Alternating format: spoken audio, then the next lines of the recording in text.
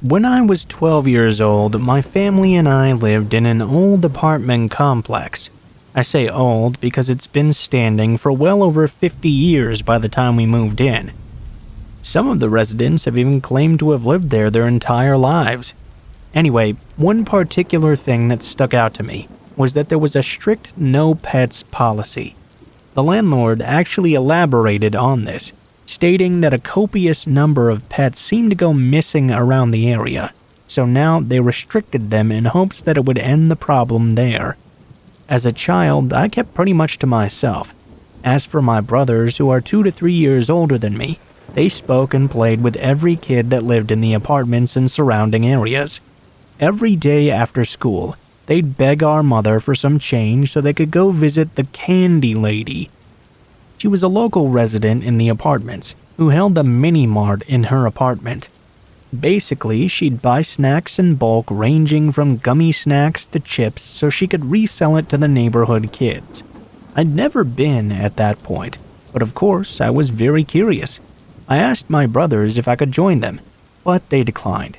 So I stole, $1 from my mom's purse and followed my brothers and their friends so I could find out where she lived. Upon stalking them, I finally found her apartment location.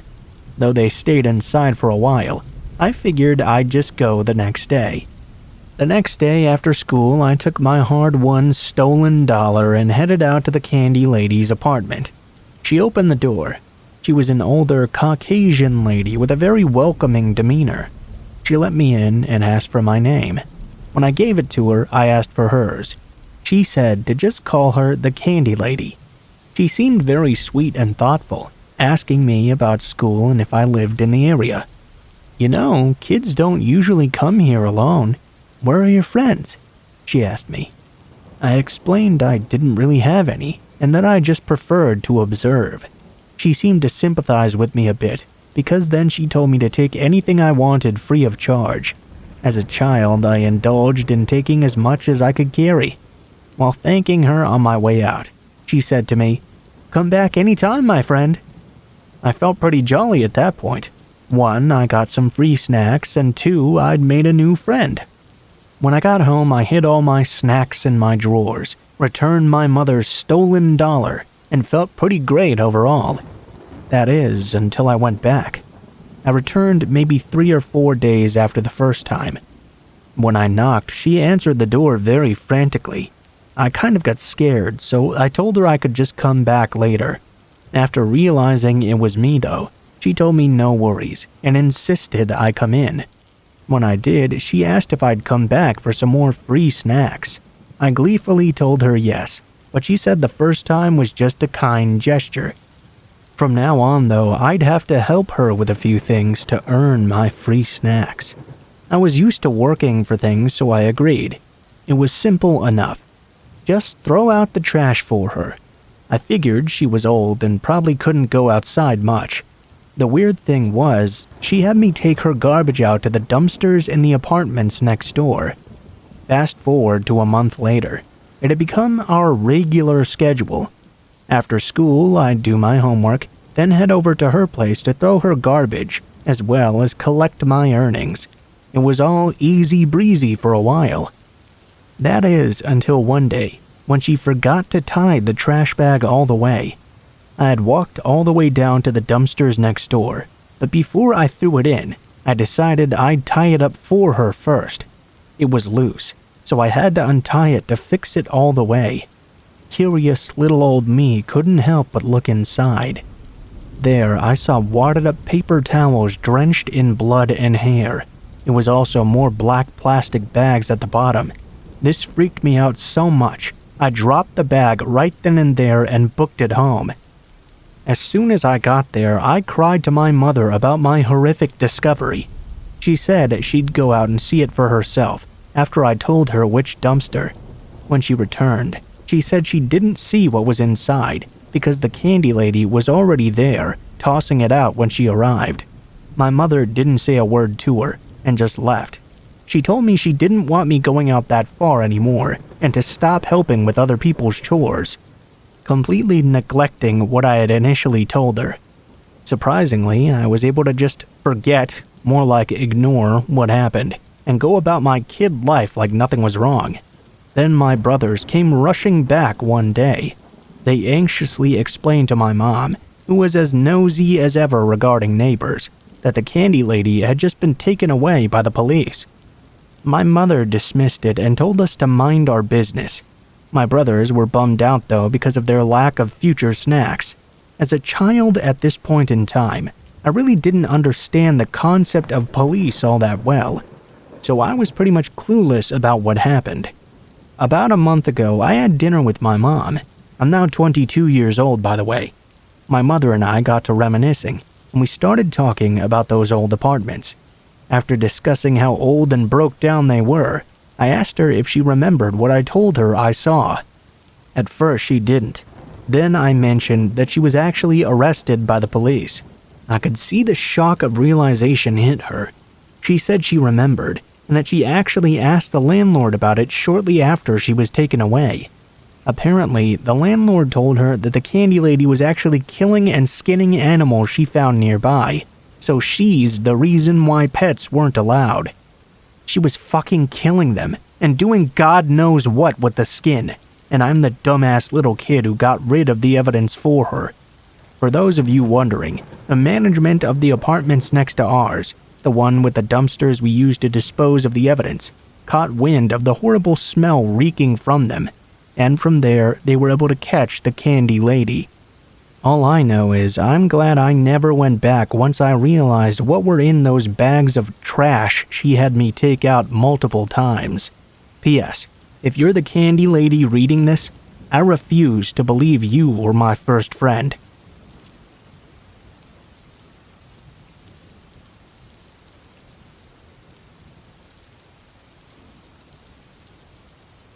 This happened about a year ago. I'm 16 now. He's going to be 20 in August. We met through the internet initially. It turned out he lived in a city right next to my village. I was 12 then. He was 16. We quickly lost contact. After 2 years, I texted him again because my friends edited a photo of him and dared me to send it. He seemed really nice, and we had lots of shared interests as well. Talking with him felt so natural. I was used to age differences, because for some reason I never meet people my age. I really didn't think too much about it. He took the bus to my village a couple of times, and we hit it off pretty well. He even met my best friend. Then I heard he'd had a Skype call with one of my online friends specifically. He told her his last girlfriend supposedly killed herself because of him, because of the horrible things he said to her. My friend felt like he was beginning to crush on her, maybe because she was too nice and kind. The other friend voiced her own worry over him turning her into his ex. She was understandably grossed out. My friends talked with him about it, and I asked why he'd told them but not me. He said it was because I was too immature to understand. I was upset. I was the person who had introduced him to my friend group to begin with, and now he was forcibly trying to cut me out of it. Thankfully, my friends had had enough of him though and cut him out instead. I did not though. You see, I felt really bad for him.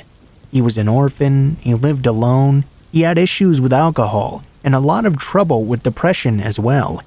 Losing 3 people could have been so devastating in that mindset, so I kept messaging him, perhaps out of pity.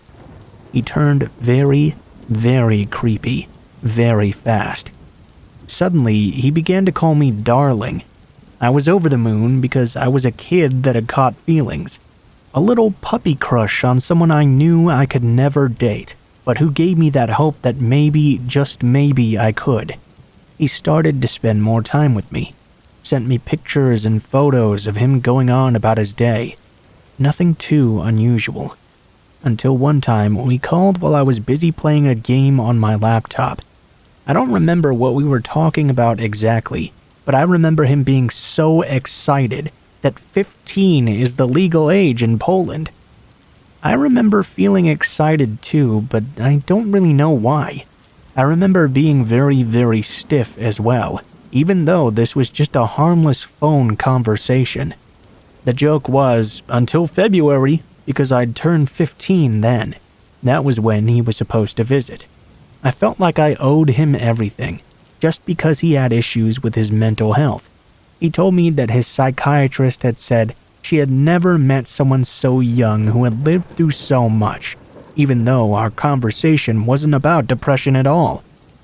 He made me feel so bad for him. That's why I never said anything about the things he did that creeped me out or made me feel unsafe. I was afraid he'd feel worse and do something horrible to himself or others. He told me he'd tried to kill himself a couple times. So what if I was the reason he'd try again? He had already told me about all of his issues with loneliness and abandonment after all. When he visited, I learned he still had feelings for this supposedly dead ex-girlfriend. He played a song that was their song, and every word in it described their relationship while we were in my room. He was close to crying, but I had no idea what to do. He'd put me in this situation, even though he knew I wasn't equipped to deal with this stuff. I remember after that I got quite upset and told him I didn't want to be cheered up. I just didn't. I wanted him to leave me alone. So he sent me tens of texts, pictures, and cheap cheer-up lol things he found on his phone. It was the one time I set some sort of boundary, and he broke it immediately, with an "oops, sorry, too late" message following. I had a school trip in October, and I had a pretty good time from what I remember. For some reason, I remember I just lost all my feelings for him right then and there very suddenly. Maybe it's because, for once, I didn't force myself to feel bad for him and constantly check if he was online, wanted to talk, or if something happened. Maybe because all my friends thought we were going to date, and it was really unnerving to me that they never saw anything wrong with it. I cut contact with him very, very slowly. I started by deleting him off of things he never checked. Then I blocked his number. Then I blocked him on Facebook. Finally, he noticed, but I never looked back. Later on, through yet another friend, the only one that kept in contact with him, I learned that his ex wasn't actually dead at all. Or maybe she was? There were screenshots of him talking with a family member about the funeral, then screenshots of him talking about moving in with a girl 2 years older than he was, who was the love of his life, same name as his ex and everything. He then sent a picture that was supposed to prove he was in a psych ward or something, but then even my friend refused to believe him. I can't really tell what he was lying about in the end, or even if he was lying at all. Next school year, I'll be going to a school in the city he lives in, and I know he's still there, so I really hope we don't meet.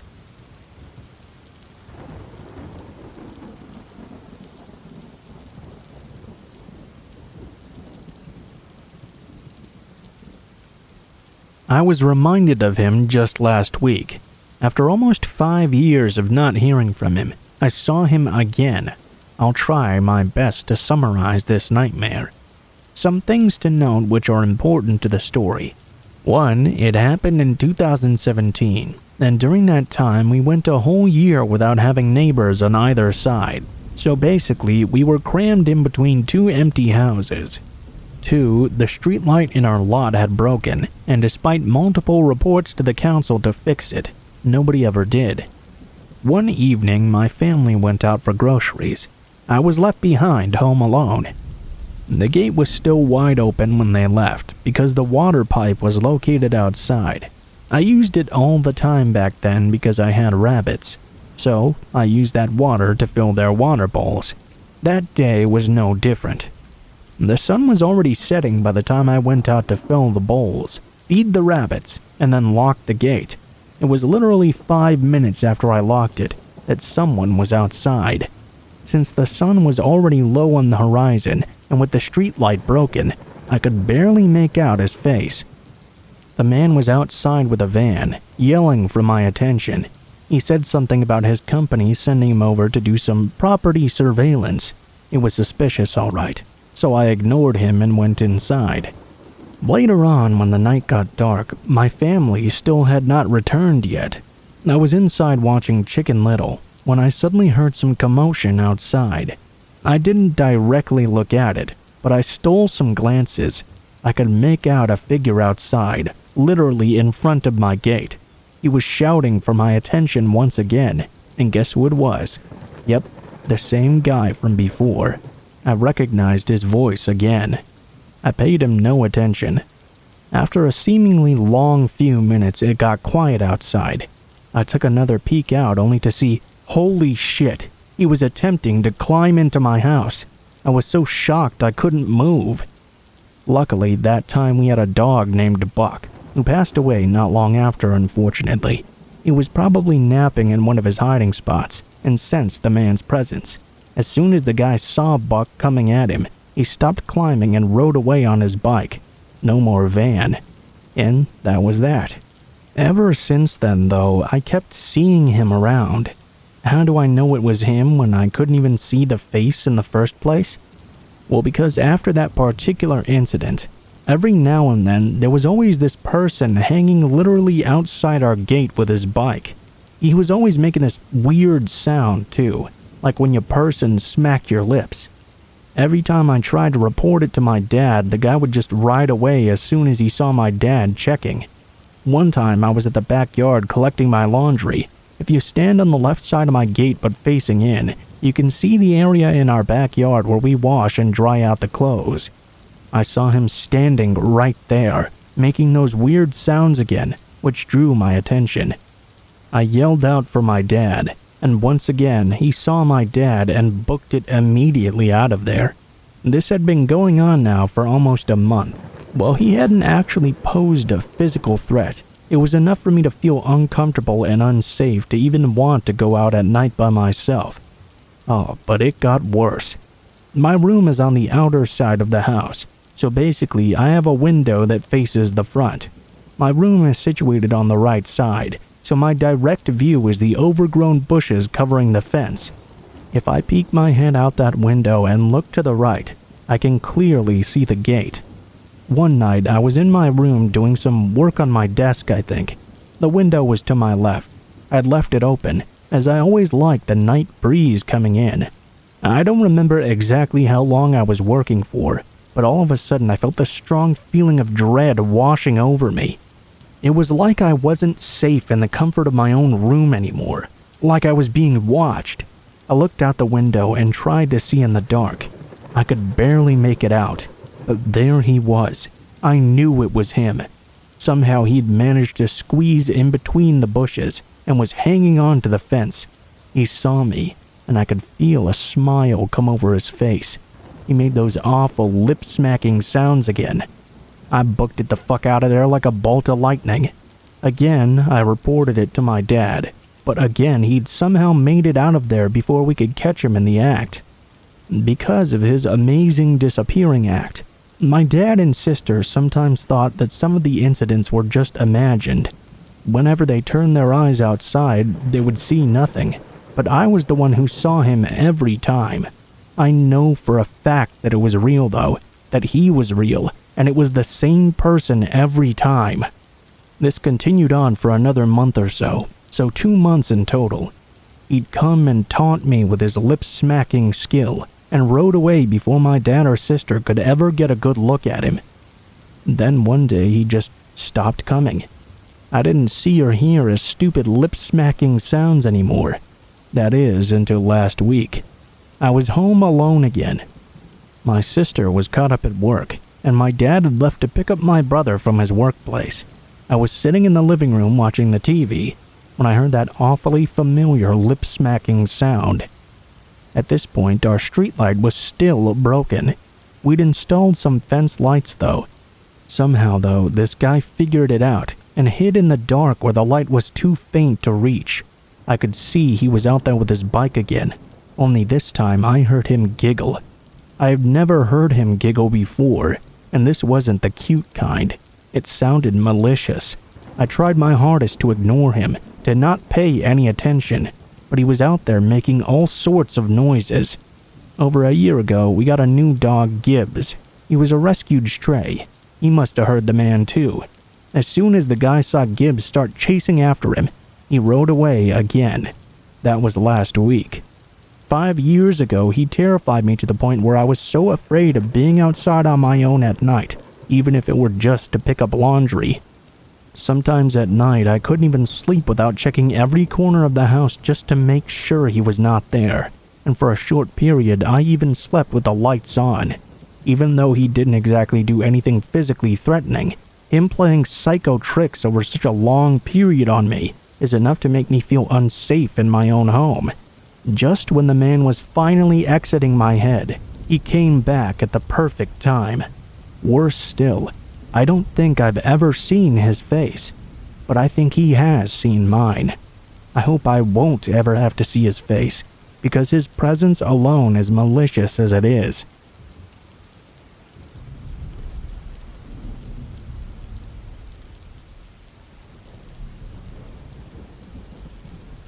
So to give some context, I'm a small-statured girl, about 5'1". I guess that makes me look easily preyed on, I don't know. One night at around 9:30 p.m., I realized I had no more pads and needed to go get some. Walgreens closed at 10, but it wasn't that far away, so I decided to head there right away. The Walgreens I headed to wasn't exactly in the best area. It was one of those neighborhoods that wasn't too safe, but was surrounded by other safe neighborhoods, so it wasn't exactly the worst either. I parked my car directly behind the door so I could see it from the entrance. There were spots in front of me that were closer to the door, but they were there in complete darkness. I would rather have to walk a little further from a well-lit spot than be hidden in the darkness. I was the only car in the parking lot too. I was on FaceTime with a friend, and I started walking toward the doors. I realized my car may still have been on. It's a push start, so sometimes I forget if I turned it off or not, but I always lock it regardless. I turned around to go check if it was still on. As I locked my car door and started walking away, a car came pulling in super quick. I immediately felt uneasy. I'm really paranoid by nature, so I just hurried up and walked inside. As I went inside, my friend had to leave from the FaceTime. I made my way to the aisle and couldn't seem to find the pads at all. I was in the adult diaper area trying to find some. I suddenly had that feeling that someone was following me, as I heard footsteps and just felt weird. There was only me and the employee in the store though. Maybe they thought I was stealing, as it was about to close. This kinda pissed me off, but whatever, do your job. I kept looking for the pads, and as I turned a corner, I noticed that whoever was following me kept ducking off into random aisles. As I turned to the next one though, the person wasn't quite fast enough, and I caught a glimpse of them. It was not an employee. It was a 5'4" or 5'5" older man, maybe late 40s or early 50s. He had frosted tips and looked like he was trying to look younger, but looked like a sketchy man instead. I felt weird, but I thought my paranoia was overthinking me. I grabbed my pads and went to the register. I kid you not when I tell you this man ran to the register empty-handed. If you would have been in the store as long as me, 15 minutes and still had nothing on you, that was weird. He grabbed some sodas from the register fridge. I checked out and walked to the side of the store by the coolers in the photo area. This way I could see the register and the door, but they couldn't see me. I called my boyfriend and told him what had happened, and to come immediately. The man took forever to check out his 2 soda bottles. Then he exited. I told the employee what's going on. She looks outside only to see that he's parked on the driver's side of my car. He drove a black older van model. Think 2000s Pacifica or something like that. She said he had been acting weird and antsy too, and when I walked away, he immediately asked where I'd gone. Thankfully, she let me stay there until he left, which took 7 minutes. My boyfriend arrived shortly after. I told him the description of the car, and he told me that as he pulled into the lot, he'd seen that car circling the building a few times, then hiding in the darkness of the back parking lot. Yikes. I haven't returned to that location ever since.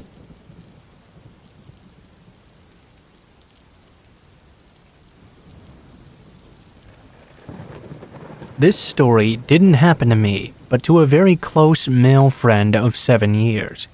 I was hanging out with him and a couple of other friends, and we were talking about all of our creepy experiences. Here is the story from his perspective. A little bit of background. I was 16 years old when this happened, living in Amman City, the capital of Jordan in the Middle East. I was in high school at the time. I used to weigh 85 kilograms and was 192 centimeters tall. I was a calm but somewhat intimidating person, at least if I wanted to be. I never really messed with anyone though unless I was provoked first. I had just gotten off school this day and decided I wanted to go downtown because I was bored. I really didn't want to stay at home. Actually, I wanted to get some DVDs and games to enjoy later. So I decided to take the bus, as I wanted to save on some money. I had to take a taxi to even get to the bus stop though, which was about less than 10 minutes by car. I stopped a coming taxi. Inside the vehicle appeared a light-skinned man with black, greasy hair, wearing a worn-out dark green shirt and an old pair of jeans. He looked to be between the ages of 30 to 34. He addressed me through the passenger window. "Hey there, where do you want to go?" "I need to go to the bus stop that takes me downtown. It's about 10 minutes away from here." "Oh, well, I can take you downtown if you'd like. I'm gonna pass by that area anyway, so I can drop you off there and you don't even have to pay me." At this point, a red flag should have gone off in my head, but I thought maybe this man just wanted to be kind. I really didn't want to go through the hassle of taking more than one vehicle, so I decided to hop into his car, and we would be on our merry way. Looking back on it now, though, this was a big fucking mistake. Now, there are different ways to head downtown, and I only knew a couple of them. As the man was driving, he started to take different routes that I had never seen before. Since I wasn't familiar with them, no alarm bells were ringing yet. I assumed he must be taking a shortcut to get away from traffic or something. By this point, though, 20 minutes had passed by, and I began to feel very uneasy. Usually, from the bus route I take, you only need 20 minutes to get downtown when there's little to no traffic, but I brushed it off once again. Then suddenly, though, the man began to speak in his calm yet very suspicious tone. "Hey man, do you mind if I use your phone for a moment? I want to see if you have any videos or music I can send via Bluetooth." I found this to be a very strange request, but as the man was giving me a free ride already, and the fact that I didn't have anything private in my phone anyway, I handed it over to him for a moment. I didn't want to be impolite, I was just trying to break this awkward atmosphere. He started to play with my phone for a bit, before proceeding to put it with his own under the empty space of the driver's door handle. Doubt began to circle in my mind. I felt very vulnerable suddenly without my phone. Despite my doubts though, all I could think to do was stare to the window outside. The feeling of dread and uneasiness only continued to grow. I was not able to tell where we were anymore. The man kept on driving. I started to see many empty roads, with only desert on both the right and left sides. The only things around were various old, worn-out, rusty shipping containers. It was getting very dark at this point. This is where things get even creepier. The man proceeded to pick up his own phone and began to speak to someone at the end of the line, shouting in a very angry voice. "I'm gonna fuck you up, you motherfucker. You better prepare yourself. I'm coming to beat your ass, you son of a bitch." As soon as the man ended the call, I knew something was absolutely wrong. Looking more closely at the phone he was holding, I was able to recognize the phone he had was the type that didn't have Bluetooth. Alarm bells started ringing very loudly in my head. That whole call had just come out of nowhere, and I could feel a bunch of dread. My fear was absolutely real. I asked him for my phone back, growing very nervous and impatient with each word escaping my mouth. He looked at me with this kind of funny look and said, "I just wanted to see what you've got on your phone, you know." By this point, I had enough. I sternly told him to give it back. The anger and fear was barely contained in my voice. He hesitantly obliged after muttering to himself for a while. I knew at this point I had to get out of this taxi. Feeling a rush of adrenaline, I decided to pretend I was talking to my parents and created a scenario where there was an emergency and I had to get back right now. I began telling the man that someone was waiting for me and needed me immediately. I told him to drop me off right here and right now. I was seeing an upcoming traffic light and then nothing from then on. I knew this was my only chance of escape. I was not sticking around any longer to know where this man was taking me to. God fucking knows where we even were already. As soon as the man stopped at the light, I spoke to him in my most intimidating voice and told him to open the passenger door. Luckily, there were also a couple of cars stopped right next to us. Thank God the man just responded with a menacing look and pressed the unlock button. I sprinted out of that car faster than you could even say, "Fuck this shit, I'm out." I went straight to a small run-out coffee break stop in the middle of nowhere, as that taxi sped off at 100 miles per hour. I went outside and asked the server if downtown was close by. Completely out of breath and with sweat dripping from my forehead, the server looked at me with a confused and irritated face. "You know you're far out of the capital, right? Heading to the city of Zarka?" Shit, I thought. Holy shit. I proceeded to call my parents to come pick me up from this middle of nowhere.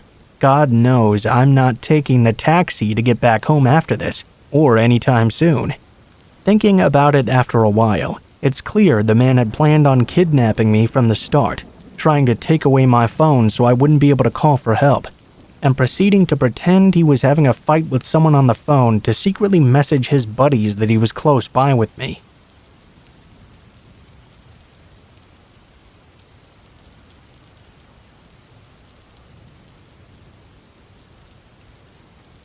Hey there everyone, I wanted to tell you about an experience my brother and I shared 2 years ago.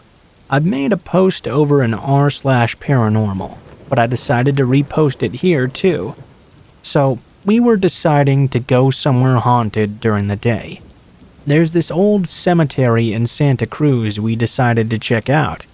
We go in, walk around, nothing out of the ordinary happened, so we decided to leave.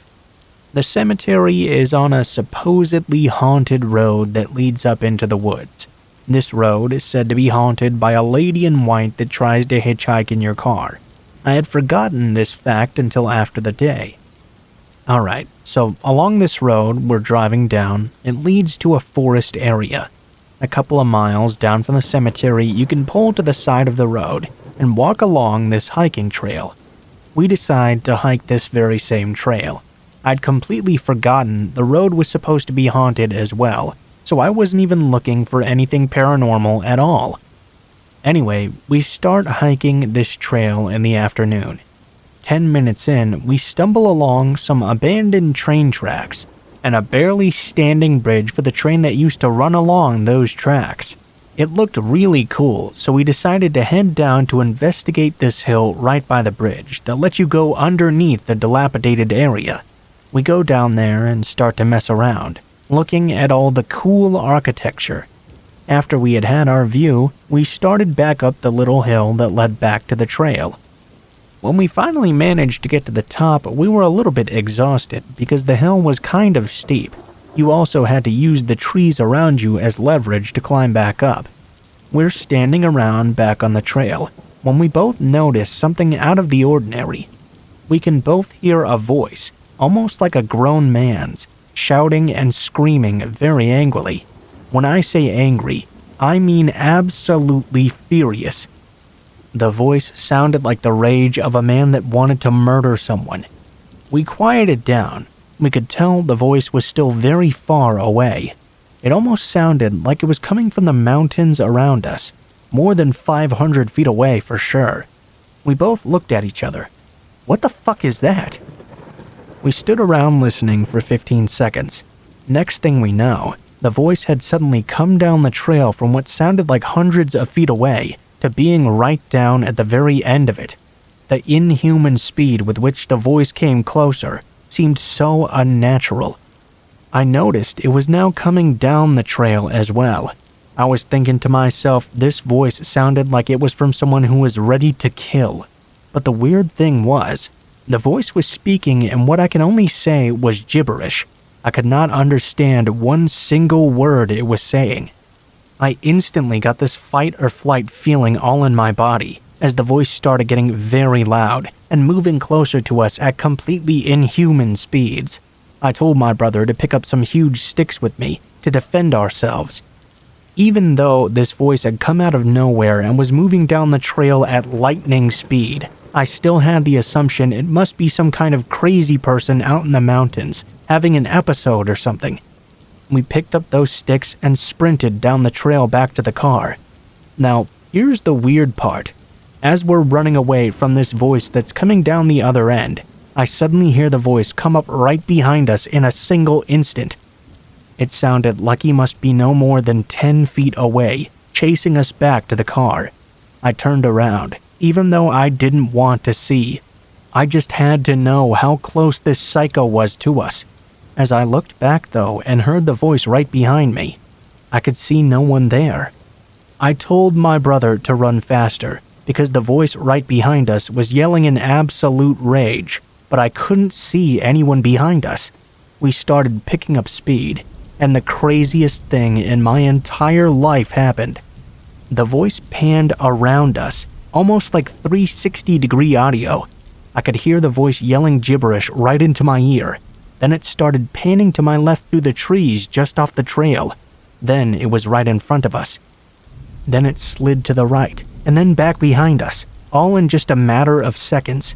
At this point, my brother and I were obviously very creeped out and ran the rest of the way back to the car. The voice followed us all the way back. I remember hearing it panning around us, reverberating all through the woods, and I started praying to Jesus Christ to help me come out of this alive.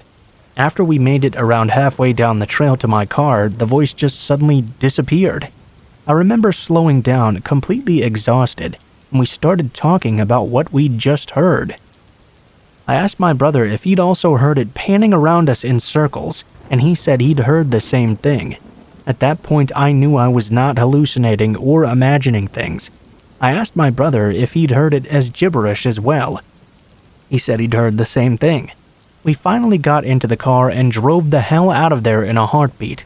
I remember the car ride was silent for about 5 minutes as we sat there thinking about what just happened. That's when I remembered. The whole road was supposed to be haunted, not just the cemetery.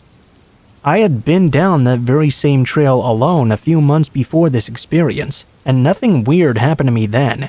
This was one of the most unexplainable things I ever experienced in my entire life. To this day, I've never been back down that trail, and I never plan on going back either. Everything I've written down is the absolute truth. I haven't altered a single thing. The Santa Cruz area and mountains are known for cults and dark magic being performed in them, I guess. If you have any questions about our experience, feel free to ask.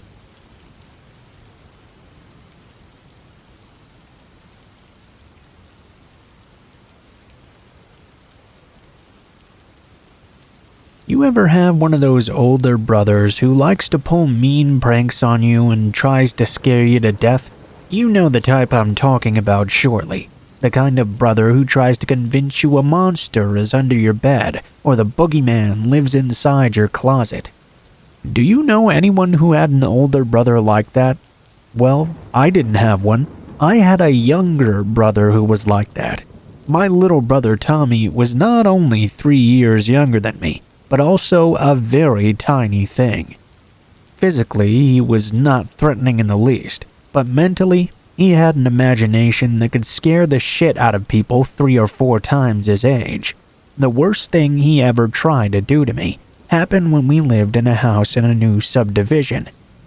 After we'd all moved in, all 4 of us kids got our own room for the first time in our lives. Being the second oldest, I got the second choice of bedrooms. The room that I picked was not only the second biggest, but also had another feature I really enjoyed. It was very unique to the other rooms in the house. There was this trap door in the closet that led underneath the house. It was actually kind of weird, but I thought it was really neat. This trapdoor led to what you might call a crawl space, I suppose. It wasn't really shallow enough that you would have to crawl in it, though. A human being could very easily stand straight up and underneath the house with nary a problem. My brother Tommy just loved the idea of that trapdoor. He was actually quite mad at me for getting what he felt like was the most interesting feature in the entire house. About a month after we'd moved in, he was still trying to get me to trade rooms with him so he could have the trapdoor in his closet. After that month of refusing, I suppose he finally snapped and got angry with me. "Fine, if you don't want to trade rooms with me, then I'll leave you and Matilda alone," he told me. With that, Tommy turned and began to leave the room. Although I should have known better, I had to ask Tommy what the hell he was talking about. "I'm talking about Matilda," Tommy replied. "She's a homeless woman who lives in the crawl space. Actually, she was squatting in the house before we moved in. Once we showed up, she had to hide underneath. I figured I'd be nice and try to take this room off your hands since I'm not as big a chicken as you are. But I suppose if you want her, you can stay in the room where she has the most direct access to the house." With that, Tommy turned and swiftly left the room. I had to give it to my little brother, he had outdone himself this time. While this story did indeed give me the creeps though, I knew it was just his attempt to get me to trade bedrooms with him, and I was not about to give in. Well, Tommy didn't give in either. He began to taunt me on a daily basis about this Matilda lady. He described her as an ugly, fat old hag lady dressed in ratty blue dresses. He told me he would often talk to her, and she told him she would sneak up into the house when the family wasn't home to grab food. She would then take it back into the crawl space. She would cook it over an open fire. Tommy told me that he told Matilda how much he wanted my room, and once even asked her if she would help him get it from me. According to Tommy, she'd readily agreed she would help scare me out of the room, but she had to pick the time, not him. I supposed it was a brilliant tactic on the part of my brother. It really left it open-ended as to when this imaginary woman would come attack me. This was his attempt to keep me on edge all the time. My brother was very smart after all, like I told you. When I still didn't budge though, my brother stepped up his torment. He started doing something to me every night before bedtime. He would taunt me, singing about how she lived in the crawl space through my door. Even though I really didn't believe him, it did unnerve me as I laid there in bed. I would always sneak a glance over at that closet and that trap door. As I went to sleep, I heard the voice of my little brother in my head, as he whispered over and over about how she lived in the crawl space. My brother's head games did begin to work, but I still didn't want to give in to him. In fact, it just had the opposite effect. I was even more determined to resist. It kinda made me mad he'd found such an effective way to get into my head. About a week after my brother had his little taunts, he came to my room again and was bugging me once more about Matilda. Right in the middle of his little game, though, we suddenly heard a noise. Tommy froze up and then slowly turned and looked over to the trap door. "What the hell?" he asked, fear appearing on his face for the first time maybe in his life. The moment he said it, I looked over and saw the trap door begin to lift up a bit. Tommy jumped, and I scrambled up onto my bed. "Holy shit, what the fuck?" Tommy screamed and jumped up with me. "Oh my god, that must be Matilda," I shouted. He looked at me confused. "Dude, what the hell are you talking about? You know I made that up just to get this room, right?" I looked over to Tommy, then back over to the now lifting trap door. "Well, then what the hell is that?" Before either of us could answer, the trap door banged again. Tommy ran to the other side of the bedroom and cowered in fear. My little brother, the king of horror, cowered away in the corner. "Tommy, I'm gonna go check it out, okay?" I told my little brother as I hopped off the bed. I slowly and cautiously began to walk over to the trap door. "Don't! I'm sorry I tried to scare you, but don't go over there!" I didn't listen. "You're my little brother and it's my job to protect you," I told him. "If someone's down there, I have to find out what's going on." Tommy actually began to cry as I approached the trap door. With every bit of caution, I leaned over. I slowly reached my hand out in order to grab the brass ring on top of the door and pull that trap door open. As I did so, the door was thrust open in my hands. A hand reached out and grasped my wrist. I began to scream, and as I did, the hand pulled onto me. It was holding me tight, and it would not let me go. Tommy was still screaming and crying, and started screaming for our parents to come help. Well, the noise and the commotion caused my parents to sprint into the room. They saw what was going on. My mom ran over to Tommy and held him tight. My dad came over and fully pulled open the trap door, revealing our older brother Joseph standing in the crawl space with a big dumb grin on his face. Holding my arm, my dad looked over to me and saw a grin on my face as well. Remember when I said I didn't have an older brother who would torment and scare me? Well, I didn't, but that night Tommy sure did.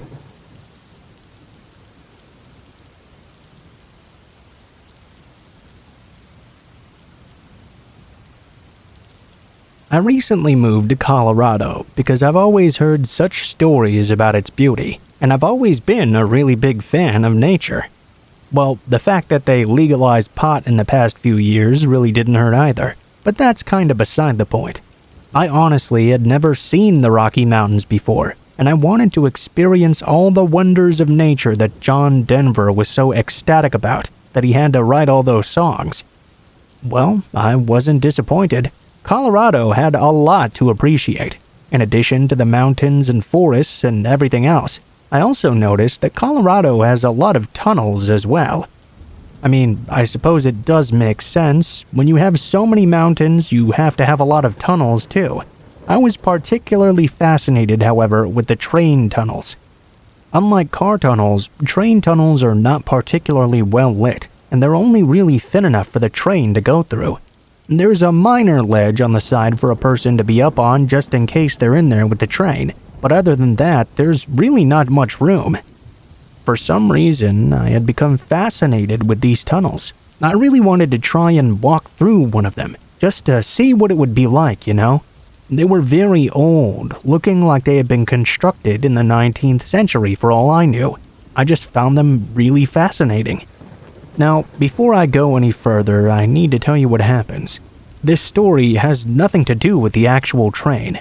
I didn't accidentally go into the tunnel when a train was supposed to be coming, then run to the exit, only to just get out of there in the nick of time or something. Beforehand, I actually looked up the schedule online and was able to find a good period when there were no scheduled trains running for almost the entire day. That was the perfect time for me to go and explore.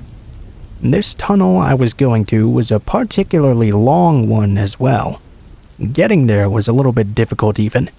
Although there were no barriers, there was a lot of traffic on the interstate, and it went all throughout the mountains, of course. I was headed towards this tunnel in the middle of day, so I didn't have the cover of darkness to conceal me. I also wasn't brave enough to try and sneak into a tunnel at night. Instead, I put on an orange hazard vest. I wanted to at least try and make it look like I belonged there. I got to the tunnel without much incident, and held my breath as I went to venture in. It was really neat, and really light at first. As I mentioned though, this is a really long tunnel, and there isn't really much lighting in the middle. Once I was far enough away from the entrance, it was pitch dark. I had brought along a flashlight, but I sort of wanted to see how long I could walk before it got so dark I couldn't see anymore. As I started walking down the tunnel and into the mountain, the light behind me got dimmer and dimmer. I knew I had almost a day's worth of time, so I wasn't in a particular hurry. Eventually, after a bit of winding, I was in the pitch black. It was pretty awesome, I have to tell you. I took out my flashlight and shone it along as I went on. It was so dark that puny little beacon of light barely made an impact. As I continued walking in this silent darkness beside my footsteps, I heard a noise a bit off into the tunnel. It sounded like someone else was walking as well, but I doubted that could possibly be the case. I mean, what are the chances that someone else was walking this far into the train tunnel at the same time I was? Only a few moments later, though, I began to hear it again. It definitely sounded like some sort of footsteps, and it was coming from the direction I was walking toward. I wondered if this might be an animal or something. I began to get concerned. I didn't know all the wildlife that was in Colorado, and I was walking through a narrow tunnel deep into a mountain.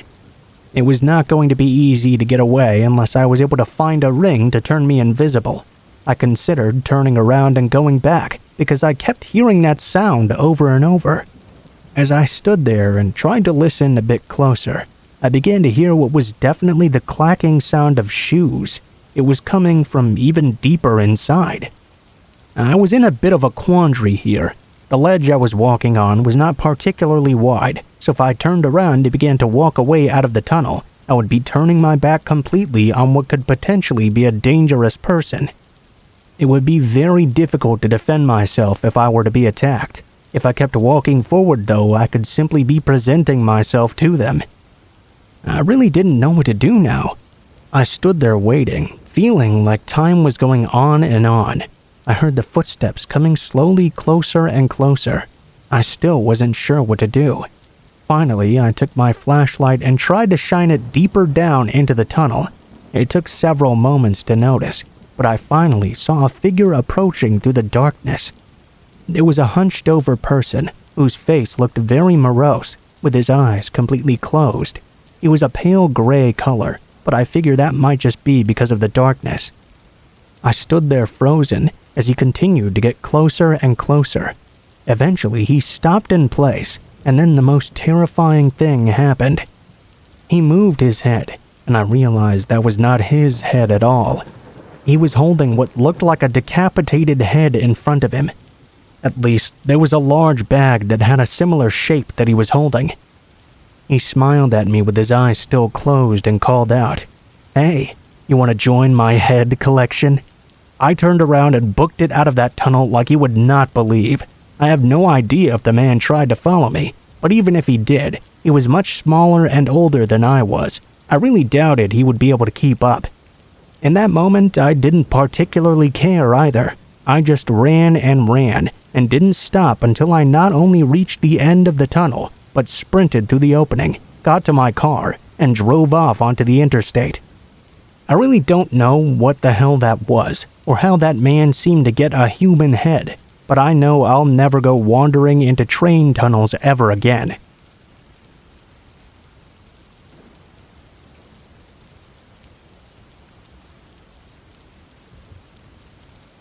My friends and I had begun a bit of a club or group that was based on the MTV show Jackass. Sure, they told us the stunts were performed by trained professionals and we shouldn't try them at home, but watching the show, it didn't really seem they were trained particularly well. Plus, we never tried those exact stunts. We came up with our own, and we never tried them at home per se, so we pretty much adhered to their disclaimer. Anyhow, on Halloween night a couple of years ago, I did a really silly dare that ended up freaking the hell out of all of us. We'd been driving down through Utah on our way to Nevada. Yeah, I'll admit we were drinking a bit and probably should not have been driving, but it was Halloween and we were all having a lot of fun. There were 5 of us and we had done a lot of silly things that night already. We grabbed some whiskey from a liquor store, another thing I do not recommend, and 2 of us had even gone streaking through a Walmart and barely escaped. As the night went on, my friends had a very bizarre dare for me. They wanted me to go into a public restroom, put on an adult diaper, then run out and try to find our car. While it might not seem like that extreme of a dare, it was actually fairly intimidating. We found just the restrooms we were looking for on the side of the freeway. There were no less than 10 semi-trucks parked behind the building, but the lights were off in all of them. We assumed the truckers must be sleeping for the night. On the car side of the parking lot, there was not a single car. Of course, that made it a lot easier to find the car when I got out of the stall, so we parked the car and all 5 of us got out and went to the rest area. Not surprisingly, the men's room was disgusting, but I tried to ignore that. I had already drunk quite a bit of the whiskey and was pumped to show my buddies their dare didn't scare me at all. It was about 1 a.m. or so, technically not even Halloween anymore, but hey, who's here to split hairs? I walked into the stall, got naked, put my clothes over the top, and once my friends had grabbed all of them, they handed me the adult diaper over the top. I put it on standing up because there was no way I was gonna lay on that dirty-ass floor. My friends all left the men's room. I'm not sure if it was the cool air or the fact I was standing in nothing but a diaper on Halloween night in a public restroom, but it sobered me up just enough to get intimidated by what I was about to do. After walking out, I peeked around and realized I was still alone. Slowly and barefooted, I began to creep out of that bathroom. I was a bit scared now because I really didn't know what to do if someone saw me walking around like this. When I opened the door to the room, I found two big burly truck drivers staring right at me. At first, they looked shocked to see a grown man wearing nothing but a diaper. Then they started laughing at me, of course. One made a comment about how it must be a fraternity prank. They just walked past me, one of them even slapping me on my diapered ass. Humiliated but exhilarated at the same time, I decided to just make a run for it. On the car side of the parking lot, I still saw only one car, and it was right in front of the building. It was a blue Pontiac Sunfire as well, and that was our car. Interestingly enough, it was parked backwards in the parking lot. I assumed that was so once I jumped in the car, we could just take off driving. In my bare feet and totally exposed diaper, I sprinted towards that car. I opened the passenger seat, which was emptied as we'd agreed upon, and hopped in, ready to drive away. My heart began to beat even faster though, when I realized I'd just jumped into the wrong car. Sitting beside me in the passenger seat was this huge man who smelled like absolute crap. He was eating some sort of slop and had his face buried into a wrapper. Looking behind me, the entire back of the car was full of pieces of broken furniture. I had no idea what to think until the man pulled the wrapper off of his face. He looked at me, then looked down at my diaper. Looking back at my face, he smiled a half-toothless grin and wiped his grimy fingers along my face. Then he asked me a question I'll never forget as long as I live. "Do you want to come with me and be my baby?" He turned the ignition and started the car. I immediately pulled the lever on the door, and the door opened. I jumped to get out. I felt the hand of the man reach out behind me. He grabbed a hold of my diaper and ripped the damn thing off. Fortunately for me, my friends had seen I'd hopped into the wrong car, and they were already driving toward my rescue. I sprinted over to them, completely naked now. They pulled me in and we took off immediately. As I drove off in the safety of our car, I could hear the man calling out behind me. With those disclaimers on Jackass, I really have to tell you, do not try those kinds of stunts at home. Listen to them. You never know what could happen.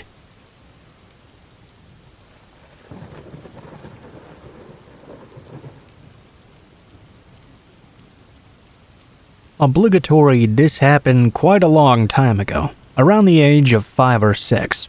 It comes up every once in a while at family gatherings, and though it might not be as bone-chilling as some stories you've heard before, I figure it's fitting just enough. For context, I have a very close extended family, as in a huge family that all lives within 30 minutes of each other. We all live in the suburbs of a large city, far enough away that it's generally considered a safe area. All the neighbors know each other, and the cars are even left unlocked in the driveways. When I was younger, my grandma used to watch my cousin and I, and she had 2 dogs living in her home. Dog 1 was Benji, a sweet, lovable dog. Dog 2 was Cheyenne. She was nice enough, but we always preferred to play with Benji. He was a lot nicer, more cooperatively playful, and generally wanted to be around us more. We'd always play in the backyard with each other, sometimes with supervision and sometimes not. It was a fenced-in yard and a nice enough area, so we really didn't expect anything strange at all. Anyway, one day we're there playing outside as per usual. Benji was inside with Grandma, and Cheyenne was outside with us. She was kind of laying away to the side as we played with our toy cars or whatever we were messing with that day. We'd never noticed this until the man started talking. There seemed to be a person watching us through the fence, trying to talk to us now. He was about 50 or something, and no more than 20 feet away. The man seemed nice enough, but hey, I was very young, so I had no clue about strangers back then. We kind of walked over to him, not very close though, still a good few feet away. He had began to try and chat with us about God knows what. This whole time, Cheyenne had started coming over to us, growling lowly and getting into a protective stance. The man continued to talk. I can't really remember what the subject of the conversation was anymore. All I know is that at one point, he began to try to call us to come over to him. We wouldn't do that. We knew that much at least. Of course, that made the man very upset. At this point, he began trying to scale the fence. I had never been so afraid in my life. Cheyenne just started going absolutely berserk. If that man had managed to climb over, I don't think Cheyenne would have let him leave the yard alive. He jumped back, obviously startled, not expecting that vicious dog. My grandma heard this happening, so she rushed out into the yard. She saw the man, us, and the dog going insane. My grandma began to scream, like I had never heard her before. The man jumped down and ran away down the road. We ended up being rushed inside where my grandma sat us down and very nicely explained the stranger danger thing. My grandma, who lived there for a very long time, had no idea who the man was either. He didn't seem to be a neighbor or someone from the general area either. The whole rest of the day, Cheyenne would not leave our sides at all. Unfortunately, I was always a little bit scared of Cheyenne after that. I know now it wasn't fair to her. She was just protecting us. I also learned that I'll always trust my dogs. We've had dogs for as long as I can remember, and usually their instincts about people tend to be pretty correct. I have no idea what the man was planning on doing if he'd managed to get into the yard, or if Cheyenne hadn't been there. Luckily, she was out with us that day.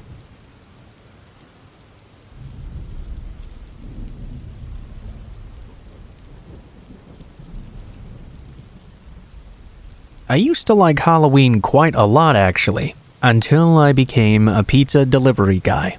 This story actually happened a while back, before people began paying for pizza on the internet. Back then, it was much easier to play that idiotic prank where you order a pizza to a different person's home. I can't believe that stupid people actually think this is a funny thing to do. I mean, the only people it ever really hurts is the pizza delivery place, and they had nothing at all to do with the original conflict. In that vein, people really used to pull out the stops for this prank on Halloween. I was always dreading working that night because so many kids would call in false pizza orders. A couple of times, nearly 1/3 of all the deliveries that night would be jokes. On this particular Halloween, I had really been dreading going to work. But I was a sophomore in college, and so I needed the money. The tips were more than ever something I really needed too. Despite my dread of wasted work, however, it turned out to be a relatively prank-free night. I worked from noon until close, which was about 11 p.m. I'd racked up a couple $100 in tips. I was about to get off shift for the night when this last-minute delivery came in. My manager was just about to tell the caller that delivery hours were over, and the caller would just have to come in and pick up their pizza themselves. Unfortunately for me, I was in such a good mood at how well the day had gone, I went ahead and agreed to just go and deliver that last pizza. On my way, as typical for a Halloween story I suppose, I noticed that this house was quite off the beaten path, out on a country road. It still was fine though. The ride was creepy enough, but it was fairly enjoyable. I drove my car onto the gravel road. There were many trees on either side, and they appeared to sort of reach over and grab onto the branches, making sort of an arc. The heavy falling of leaves had just begun, and the ground was completely covered in them. It was quite a bit of a ride getting out there, but it was really quite nice scenery. When I did finally notice a house on the way, it was sort of off to the right of the road. Very typical country-style house. A small black mailbox at the end of a small gravel driveway. It seemed to be a 2-story house with a roofed front porch that had a screen door. On the top of the 3 steps that led to the porch was a traditional jack-o'-lantern. You know the kind I mean. the one with triangle eyes, a triangle nose, and the jagged 4 or 5 teeth wrapped up in a smile. I pulled into that driveway. I looked over the mailbox and confirmed that I was indeed at the right place. I hopped out of the car and heard the leaves crunching under my feet as I walked up to the porch. I saw there were only 2 lights around. One was the very dim light coming from what I assumed to be the living room, and the other was simply the jack-o'-lantern. I climbed up the stairs, and I noticed there was no doorbell, nor was there any way to knock on the door behind the screen door. I went ahead and opened it, and walked under the porch. It was extremely dark at this point, and I no longer had the light of the jack-o'-lantern in front of me to show me what was going on. Still though, I made my way over to the door. I rang the doorbell. I waited there for a while and no one came at first. I buzzed it again and took a few more tries before the door finally opened. Standing by the side of the door somewhat behind it was what I assumed to be an old lady. They were a very tall, thin person who was wrapped in a thick crocheted shawl around their chest, shoulders, and head. I could see very little of this person because it was so dark inside. "Hey, I got your pizza right here," I told her somewhat nervously. It'll be 11:29 if you please." The lady in the shawl nodded. "Won't you come inside?" she asked me. I really did not want to do so. I hated going into anyone's house for pizza delivery, and I really did not want to go into a house like this. "Oh, it's alright, take as much time as you need, I can wait here," I nervously informed her. "Oh, but my money is in the kitchen, won't you come in, please?" I really didn't want to go in there, but I thought if she was going to keep insisting that I do, I would never be able to get out of there. I started to walk into the house when the woman shut the door behind me. The old woman hobbled her way into the kitchen, and I followed nervously behind.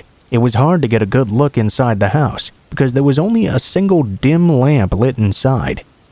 It had one of those very thick lampshades that blocked out most of the light as well, so the light only shone on the ceiling and floor really. This house was old, and everything in it was old as well. It was like the most stereotypical old grandma house I had ever seen. It was so stereotypical I half expected the woman to have an old wedding cake left over from the wedding where she'd been jilted, and for her to start calling me Pip or something, but I digress. As I continued further, I started to notice the whole place had this kind of musty odor that made me feel very icky and unnerved. The woman walked into the kitchen, but she didn't turn on any lights. I kept a few feet from the kitchen doorway. Sure, I was already inside, but I didn't want to walk into the pitch black with a stranger. She disappeared completely from view. Then after a moment, I saw her shadowy outline appear in a doorway. She beckoned me forward. "Won't you come in?" she whispered. She stood in the doorway and I didn't move an inch. I could barely see any of her due to the shawl and the shadows caused by the darkness. She swayed a bit in the doorway, then repeated her whispering. "Won't you come in?" It was then that I noticed something. A tiny bit of light caught a glint of metal in her hand, right by her shawl. She had what looked to be a kitchen knife in her possession. I panicked a little bit and hoped she didn't notice that I had noticed. It was so dark in the house, though, that it was very unlikely she'd seen my eyes move over. She whispered once more, beckoning. "Won't you come in?" Well, I didn't want the money then. I knew my tips would be more than enough to cover the cost of this pizza. I dropped the pizza on the floor, backed up, and was about to leave. Unfortunately, I stumbled over a hidden bump in the carpet and fell down. In complete panic, I jumped up and started sprinting for the door. I peeked back like an idiot, only to see the lady had not moved. She was still in the doorway. I got the door open and ran out onto the porch. It was then that I heard another voice, this time a man's. "Won't you come in?" I looked over, only to see there, hidden away in the dark, a man sitting on the porch in a rocking chair. He was holding the jack-o'-lantern on his lap. He was looking at me with the creepiest smile. I had no idea how long he had been there, and I really didn't care now. I shoved open the screen door, sprinted to my car, got in, and drove off. I read a lot of these stories where people call the police after and they find out the house was abandoned or something. I didn't call the police, but I did tell my boss about it. He figured it was just a Halloween prank or something. I suppose he may have been right. They seemed a bit old for that, but who knows. That woman could have easily come after me when I'd fallen over like a dumbass, but she decided not to. Either way, I'll never go back there again, and I didn't mind the joke orders after so much anymore.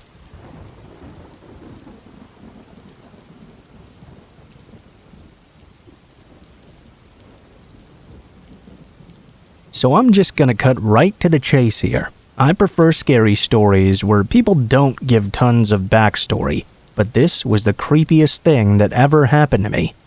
On any given Halloween, we had a lot of trick-or-treaters during the night, and trick-or-treating was pretty much over by 8 p.m. This was back when people always did their trick-or-treating on Halloween night in the dark, before we all became wusses. Long after I'd went to bed though on this night, I heard my doorbell ring out. I woke up very groggy and looked over to the clock. It was 12:30 now. I wondered who the hell would be ringing me this late. I staggered out of bed and down the stairs. When I got to the door and opened it, I saw the weirdest thing there. A little girl, probably no more than 8 years old, wearing a fairy princess costume and a mask. She was looking down at the ground and whispered, "Trick or treat." I was confused, not only as to why this little girl was out so late, but why she thought she would still be trick-or-treating at this time. I looked at her, then looked over at the bowl on my table. I suppose there were a few mini Butterfingers left inside. Not really knowing what else to do, I grabbed one of them. Before I gave it to her though, I asked her why she was out so late alone. She didn't answer me though, just continued to look at the ground and repeated, "Trick or treat." I grabbed some candy bars and decided to give her more than usual, since she was out so late. I asked her first to look up at me though. As she did so, I noticed she was wearing a goblin mask or something ugly that completely contrasted the fairy princess costume she was wearing. She held her bag up to me. I asked her again why she was out so late. As I leaned in a bit closer though to observe, she answered me, "I'm only allowed to say trick or treat."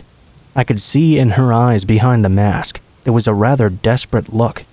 I dropped the candy bars into her bag while looking around, telling her that she had to run on home. As I was observing, I noticed that there was a black RV sitting there in the street that wouldn't usually be there. After I gave the girl the candy, she lowered her head, thanked me, and ran back to the vehicle. She jumped inside the car and the car took off immediately. Not before, though, I had memorized the license plate number. I called the police immediately and told them about the suspicious thing I'd just seen. I felt like such an ass, though. The girl could have been abused or kidnapped. I really should have brought her into my house. Hell, I would have if I had seen the RV before she'd started running off. It's one of those moments I look back on over and over, and I know I did not do the right thing in this instance. I have no idea whether or not the situation turned into anything. The police took all the information, but they never contacted me about it again. I suppose I really didn't think they would. I hope that whatever was going on that night though, that little girl, that little fairy princess, that nothing bad happened to her.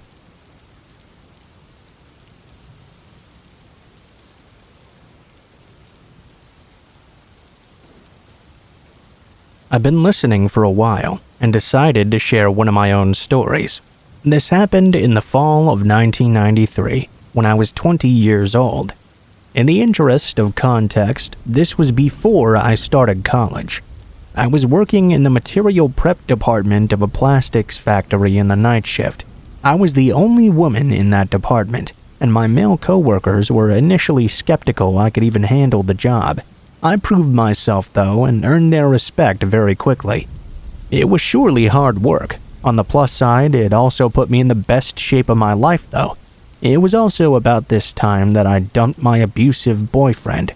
He was verbally, emotionally, and physically abusive, as well as an alcoholic. I suppose this fact, more than anything, is probably why I got myself into this situation to begin with. I had just gotten off work. It was around 1:30 a.m., and my car was running on fumes. I stopped at a local gas station to fill up. While I was there pumping gas, a woman about my age approached me. looking quite nervous and scared. She told me she had been at her boyfriend's house, and they'd just had a really bad fight. She walked to the gas station to use the payphone, and to call a friend to come pick her up. On her way to the station, though, a car pulled up as she was walking, and the guys inside had started harassing her. With a slight movement of her head, she indicated a car that was parked off the side of the gas station by the dumpsters. It was a large light green car, a Caddy or a Lincoln perhaps. I could notice at least 2 or 3 shadowy figures inside. She said they had threatened her, and she was too scared to call her friend and wait. The woman was neat, well-dressed, and didn't seem high or drunk or anything like that, just really nervous and freaked out. I didn't even hesitate. I finished pumping my gas and told her to hop in my car. I'd take her home myself. At that time, on a weeknight, there was little traffic. I booked it right out of the gas station and asked her where she lived. She kept twisting around in the seat to see if the car was behind us. When I asked her to put her seatbelt on, she ignored me and kept searching for the car. I assumed she was just scared. A few blocks down on the road, however, I noticed she was looking around my car quite thoroughly, and she'd started asking me about money as well. "Where's your purse? Where's your bag? I need some money. You need to give me some money." My stomach sank. I had this woman in my car now, and for sure she was gonna rob me. Fuck. When I thought about it though, robbery just didn't make much sense. I was driving a 1985 Chevette, affectionately nicknamed the Shitbox, and was wearing my ratty work clothes as well. I did not look like a person with a lot of cash, primarily because I was not a person with a lot of cash. At this point, she twisted around in the seat and started yelling, "There they are! There they are!" She didn't sound scared anymore though. I checked in the rear view, and sure enough, that car was following right behind me. She started to cackle and began bouncing up and down in the seat excitedly. "My boys are gonna fuck you up, bitch! They're gonna fuck you up!" Now she was laughing like crazy, opening the glove box, looking in the back for a bag or purse, telling me all the messed up shit these guys were going to do to me. Now, if I had been smart, I would have just driven to the police station. Actually, if I'd been very smart, I would have called the cops from the gas station and waited with her until they arrived. That would have been the intelligent thing to do. Unfortunately, none of this crossed my mind until much later. In the moment, I just got really fucking angry, and I realized 3 key things all at once. 1, there was an intersection just up ahead, with cars waiting on either side to cross, and the light had just turned yellow. 2, I had a spare box cutter that I kept for work in the driver's side door compartment. And 3, this crazy-ass bitch still hadn't put on her seatbelt yet. I didn't think. I floored it and soared under that yellow light, just as it turned red. I glanced back to see if the green car was still behind me, but the cross-traffic at the intersection had started to move. Now they couldn't catch up. The bitch started yelling. I slammed on the brakes, and she hit the dash and windshield with a solid and viciously satisfying crack. She rebounded back to the passenger seat. I had the box cutter in her face now, and I was screaming some seriously batshit crazy stuff. I was so mad I don't even remember exactly what I said. Something along the lines of "Get the fuck out of my car before I cut off your face and make you eat it, bitch." The crazy screaming and box cutter combo seemed to work. She grabbed blindly at the handle in a panic and threw the door open. I started shoving and punching her until she tumbled out the door into the curb. I stomped on the gas, got to the next turn, and squealed around it with the passenger door still open. I made a few more turns because I was afraid the green car might catch up to me. After a while, though, I stopped to close the passenger door. Then I cut across town and got on the highway to go home. I was on the highway for 5 minutes before the shakes started. I pulled off to the shoulder to calm down a bit and get my shit together. Then I drove home. I told my older sister everything that happened. She wrapped me in a tight bear hug while simultaneously yelling about how stupid I was for not going to the police at first. I've never been so glad to be yelled at in my life.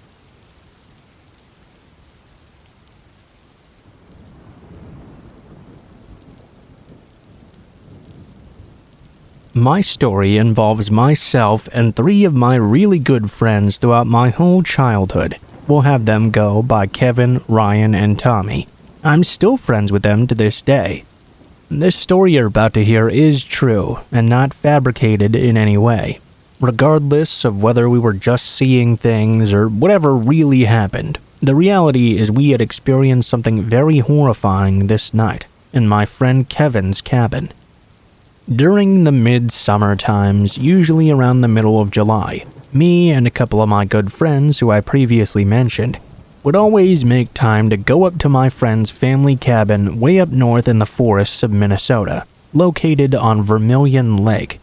Throughout all of our young years, we would always go, for sure accompanied by my friend's dad, who owned that particular cabin.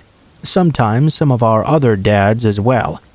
Once we were juniors in high school, though, we felt mature and old enough to just go on our own, finally without Kevin's dad or any other adult supervision that may have wanted to accompany us. I would like to mention a little information in regards to my friend's cabin to help you picture the scenario better. It was situated in a very remote location and was fairly small based upon the very large-sized island.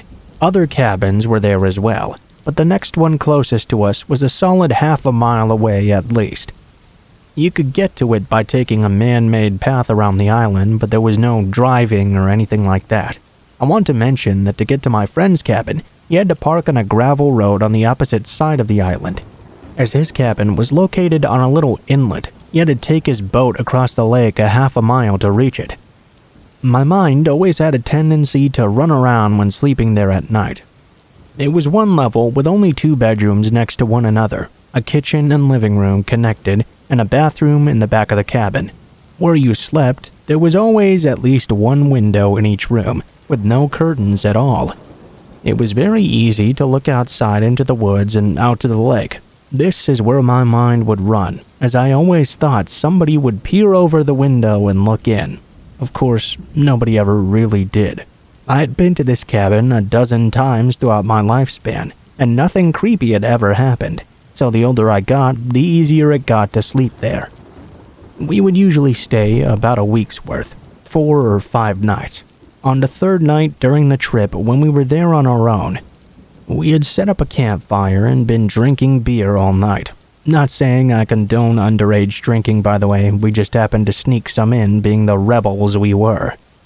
We went out to his dock to gaze up at the magnificent stars and enjoy our buzz.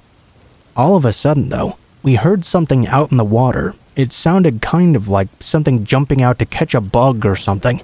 We quickly peeked out at the lake with curiosity, wondering where that splash could have come from. While we were out there, we had our poles ready 24/7. Thankfully, the moon was out that night, which helped to light up the lake. Otherwise, it would have been dark as black, with there being no lights for miles upon miles. We wouldn't have been able to see anything out there. My one friend Ryan began to squint and look closer, before pointing and saying, what the fuck is that? I looked a bit closer. I finally spotted what he was pointing at.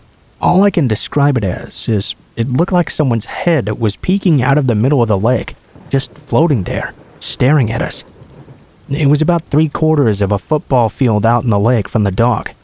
As I looked closer, there was no question. I could make out features even. Long black hair, palish skin like a face. I couldn't make out the eyes, nose, mouth, or chin. It was like a blob of pale skin with long black hair covering it. How was this possible? I never forgot the feeling that came over me in that moment. The hairs on my legs, neck, and arms all stood up, and I was paralyzed, ready to leave in that instant. We told ourselves, though, we were just drinking. Just a loon, perhaps. These birds were very popular night drifters on the lake and did their hunting quite late. They also have black with some white colors on their coats as well, and hunt by diving deep into the water. It was possible, in our drunken state, a loon had popped up in the water after hunting for a bit. At least, we tried to talk ourselves into that scenario. All of us continued watching with serious creeps, noticing the figure was not moving one bit, just sort of treading water in one place. We went back to the campfire, lit it even brighter, and headed inside to drink more. We soon forgot about that weird experience with the help of more alcohol, until I had to use the bathroom real bad. The one inside was preoccupied.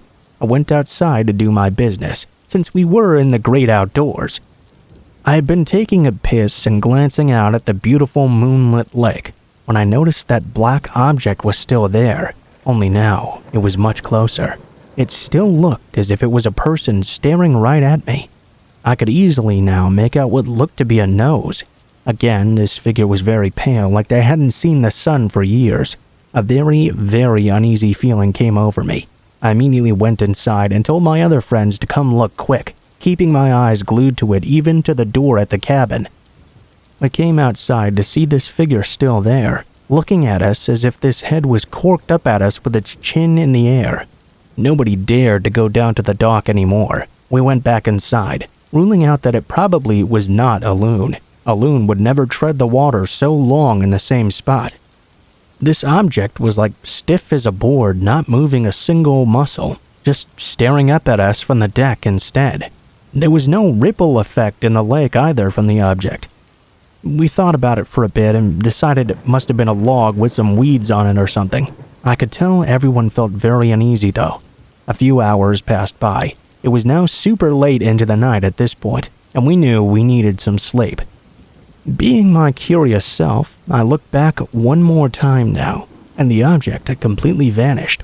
I couldn't help but feel a sense of relief, thinking it really must have just been a log or something that floated in and slammed into the shore now. We slept with the windows open that night.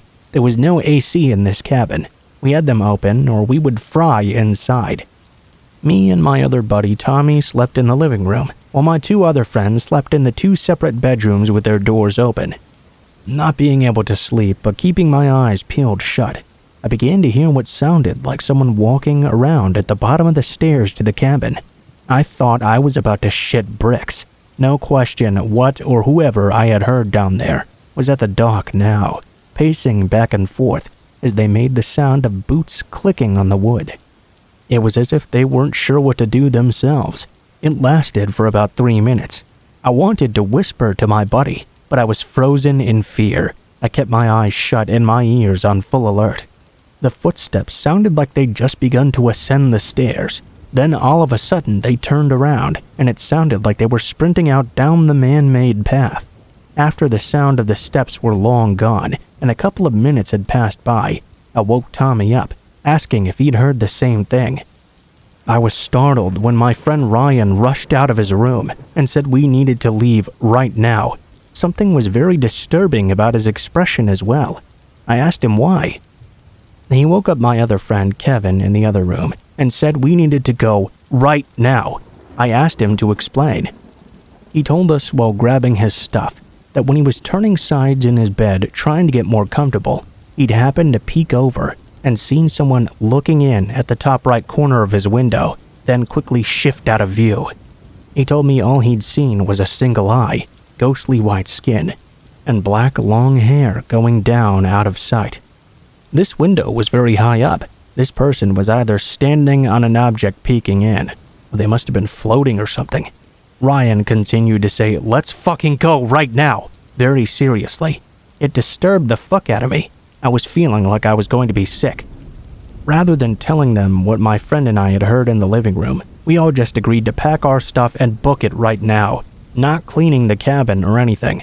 We did lock up as we headed down the stairs, and we could see bare footprints in the dirt, heading off into the path and all around the cabin. We picked up our step at this point, jumping into the boat. We threw our stuff in as well, untied it, and sped off. I was too scared to even think about that thing we'd seen in the water anymore. I couldn't even bring myself to look into the lake. My eyes were glued to the island, trying to spot anything moving. I saw nothing. When we had finally gotten our stuff packed in the car and the boat tied up as well, we hopped in and took off. We had been driving about 10 miles now, when out of the blue, Ryan broke down in the car sobbing. "What was that, guys? What the fuck did I see?" We called our parents and explained what happened on the way back. Ryan was freaking out. They told us to just get home safely and quickly. It was about 4 or 5 in the morning now, but no one could sleep. It was a very quiet and somber ride home. My friend's dad went up the next weekend and said he experienced nothing like that while there. He did mention, though, that there were more bare footprints lingering about, which he thought was odd because someone was walking around his property, which really bugged him. Whatever my one friend had really seen in the window hit him really hard. He had a real breakdown and had trouble sleeping multiple nights. He ended up having to seek professional help for a couple of weeks and even hop on some sleeping medicine. As time went on, he ended up being fine, but he's still uncomfortable sleeping next to a window without a curtain.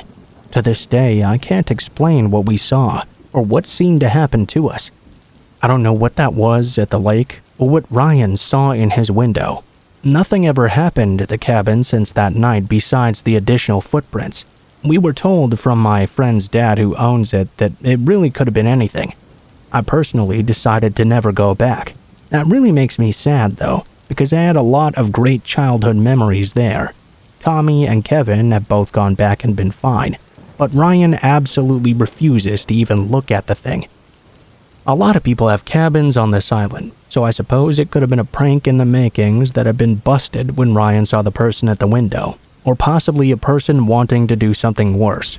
I'll never be able to explain what that was in the leg, but the fact that this incident, along with bare feet and someone looking in at Ryan at night, all happened in the same night, seems like much more than just a coincidence.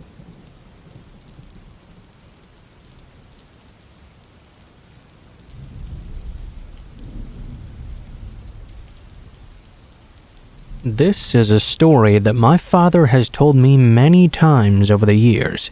My dad is a logger, specifically one who operates a tree saw. That's basically a giant machine that's capable of cutting down massive trees and slicing them to specified lengths. This means he spends a lot of time alone out in the deep woods. The way my dad's logging crew was set up is that he would be told where he was supposed to cut down trees. Then he would go and do that. He'd be paid based on the amount of trees he cut, and not on how long it took him. This meant my dad used to work 16 to 20-hour days constantly to get done as quick as possible. Then the rest of the crew would come and clean up the trees and ship them off to the mill.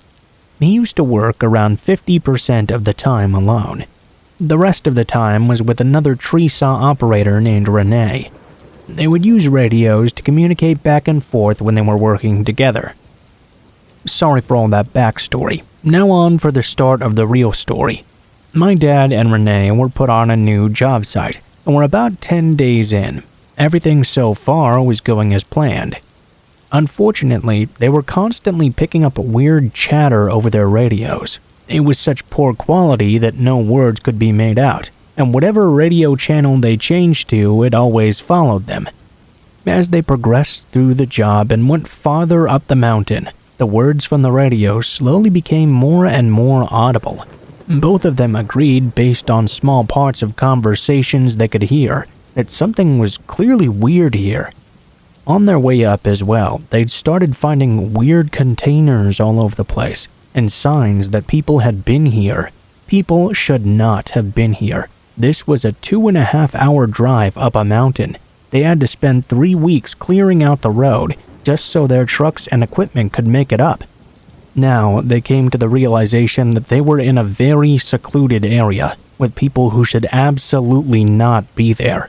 The worst part is they weren't scheduled to leave for another week. They would only leave to refuel the fuel truck with gasoline for the machines. They would buy supplies and sleep in campers. One day, Renee stumbled across a tent and called my dad over. They started to investigate and found one lone sleeping bag and a duffel bag. As they decided to investigate the duffel bag, they found many pairs of children's underwear inside and what appeared to be a rape kit. Rope, duct tape, sketched images of children being molested, and photographs of children that appeared unaware they were being pictured. They also found a small amount of food, which included canned goods and an apple. This proved the tent had been occupied recently, because there was no mold or discoloring on the apple. Now, they knew they were on the mountain alone, with that best-case scenario a really fucked up individual. Renee instantly wanted to get out of there, but my dad, being the hardest working person I've ever met, insisted that they needed to finish the job. Then they could get out. From that point on, they decided not to talk over the radio except in cases of emergency, to see if they could make out more of what these people were saying. They were now in close enough range of whoever had been talking over the radio to overhear conversations between two men about collecting water and wood for the fire. Nothing abnormal, except for the fact that these guys were out here way in the mountains, and that tent had undoubtedly been theirs. At the end of the workday, my dad overheard them on the radio talking about one of them collecting brush for a fire. My dad hopped on the radio at this point and attempted to communicate them about what the fuck they were doing. I believe he said something along the lines of, "Who are you and what are you doing here? You're not supposed to be here." After this, conversation abruptly stopped, and they never picked up. That night, Renee woke my dad up and whispered for him to get his gun. Someone was outside. My dad told me the first thing he heard when he woke up was the quiet shuffling of footsteps around them. My dad fumbled for his gun, only to find it and realize he didn't have it loaded. He had little clue as to where his rounds were, and Renee had nothing to defend themselves. The thought of calling the police was absurd for multiple reasons. They began to hear a jiggle on the doorknob, and then it opened. The camper was far enough off the ground to where you had to jump in, and there was no ladder or footstool. It stayed open, and neither my dad nor Renee could bring themselves to move. They started to hear scratching right outside the door, though. After 4 minutes of this scratching, my dad could no longer take it and nodded at Renee. He got up and walked toward the camper door. The second he reached it, he was met with intense pain across his right eye all the way to his left cheek. He had been cut. He fell out of the camper, hitting the ground hard. A man with a knife hopped on top of him. Soon he was also being kicked in the head by a man behind him. Renee leapt out of the trailer and managed to sucker punch the man off my dad. My dad got up and realized the second man without the knife was now running away. The man with the knife was scrambling away from Renee and started running alongside his accomplice.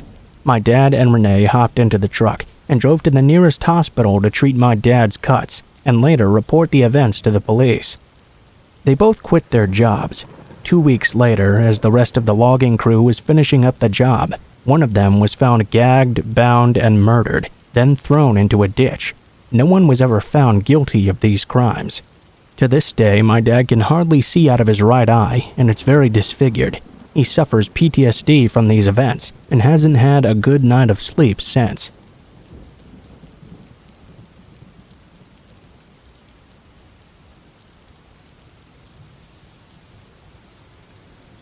Rainy night in the era before cell phones existed.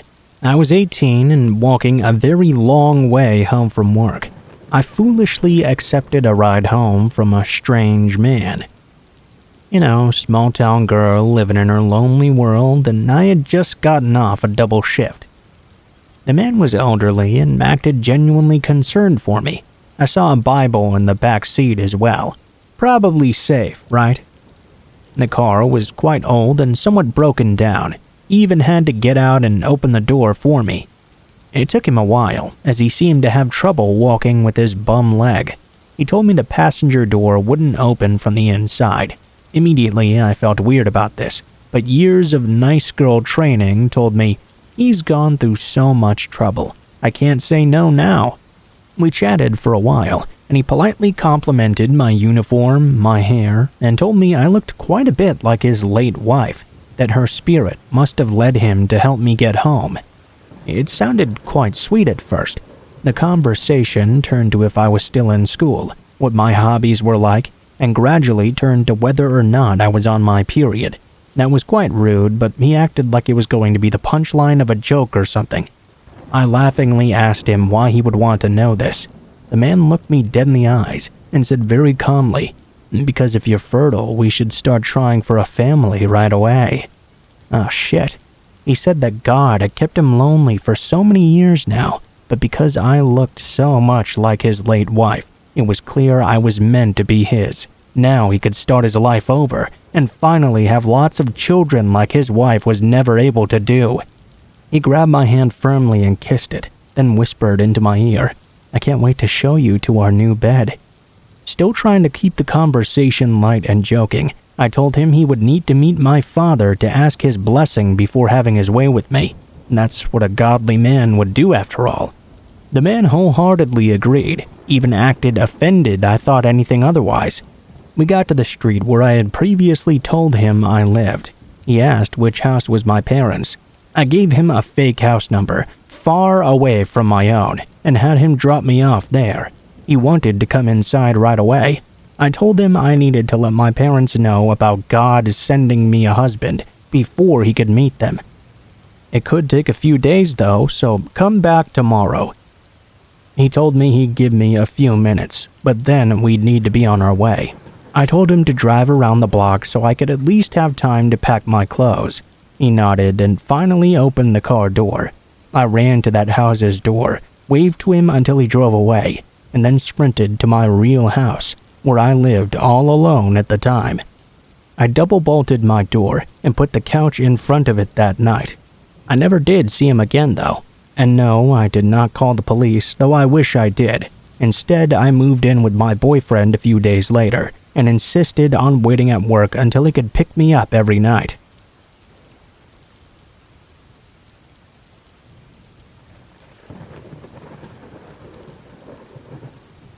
I went to study abroad for a semester. About 2 weeks in, I got a surprise beautiful bouquet of about a dozen roses, but there was no sender information. I asked my at-the-time boyfriend, only to find out it wasn't from him. Weird.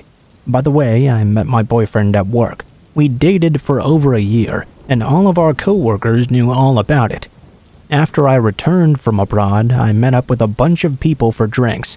Friends, acquaintances, including this really shy worker, who happened to work at the same company my boyfriend and I also worked at. I was never really friends with him or anything, but sure, why not? Let's grab a beer. Everything was all fun and games, until during the course of our conversation, he accidentally dropped the name of the college I'd spent my semester at. That was weird.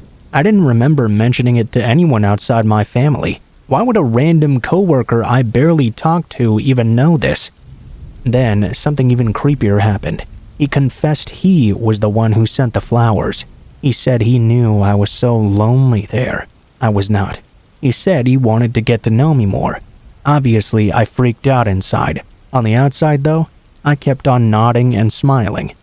I quickly excused myself to the bathroom and texted a friend, asking him to call me in 5 minutes and pretend it was something urgent.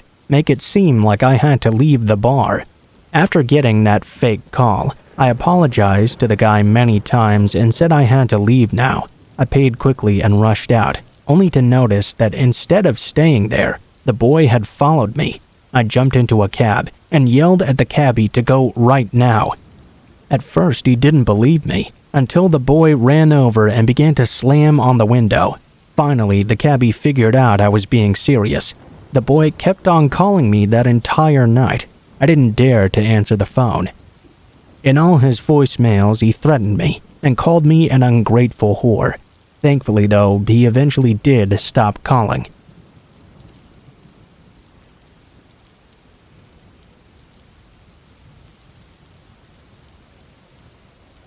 There I was, sitting alone in my car at the local duck pond, eating my lunch and reading a book like usual. Normally, I kept my windows up to prevent situations like this from happening, but when I first arrived, no one was around. It was very hot outside, so I'd rolled them all the way down. I had been going to that particular pond for lunch almost every day for the past 2 years, and had never felt uncomfortable. Surely, today would not be any different. Well, I had just opened up my lunch and taken a single bite when this elderly man in a red Jeep rolled up alongside me. He got out and roamed around the park a bit before walking over to me and starting a conversation. Of course, I was not going to be rude to the man from the start. That park was part of a tourist area, and I figured he was probably either just lost and looking for directions, or more likely a retired and very lonely old man. I decided to indulge him for a bit. I told him I was in school at the local community college, and where I worked as well during casual conversation. He asked me what I did there, and I said I was an HVAC apprentice. Wow, I used to work on HVAC stuff in the military. I thought that was really cool. I figured that someone with as much experience as that could give me some pretty useful tips for my career. If I remember correctly, he did tell me some things that would have been useful, but the conversation quickly became predatory after that. He asked me how old I was. I was 18. He told me he was 52. This guy looked like he was in his 90s at the very youngest, but whatever, I figured. A lot of military people get real heavy into drugs and alcohol, so maybe that had done a number on him. Then he asked if I had a boyfriend. Nope. He said he had a wife he'd cheated on a lot and a couple of kids who didn't like him.